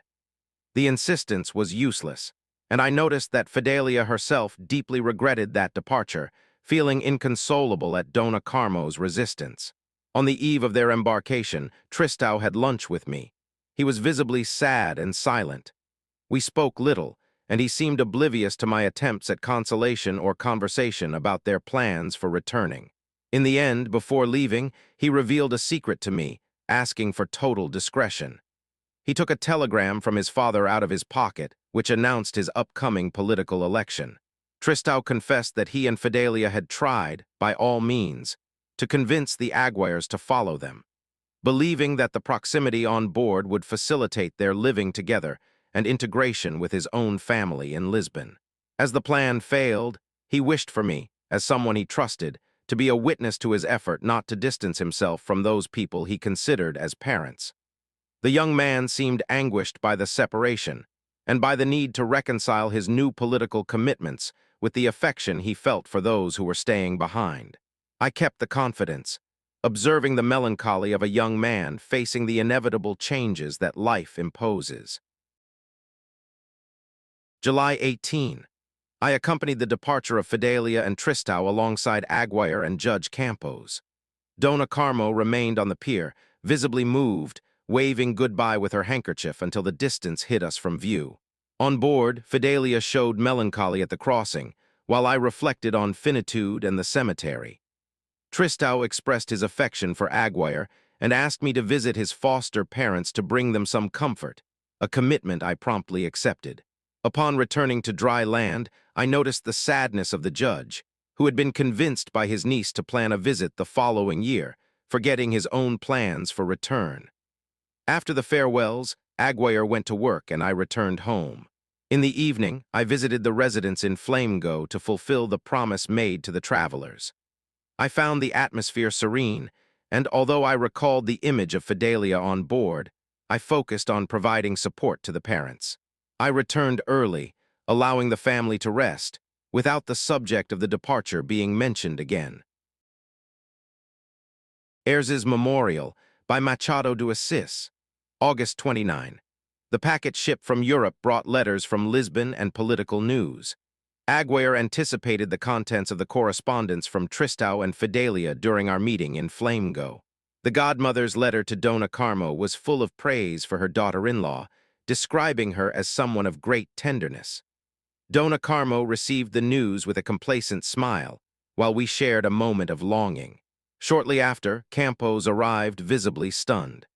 In private, He revealed that Tristão had been elected deputy upon disembarking in Lisbon and had asked that the news be communicated to the Aguiars with caution to avoid any shocks.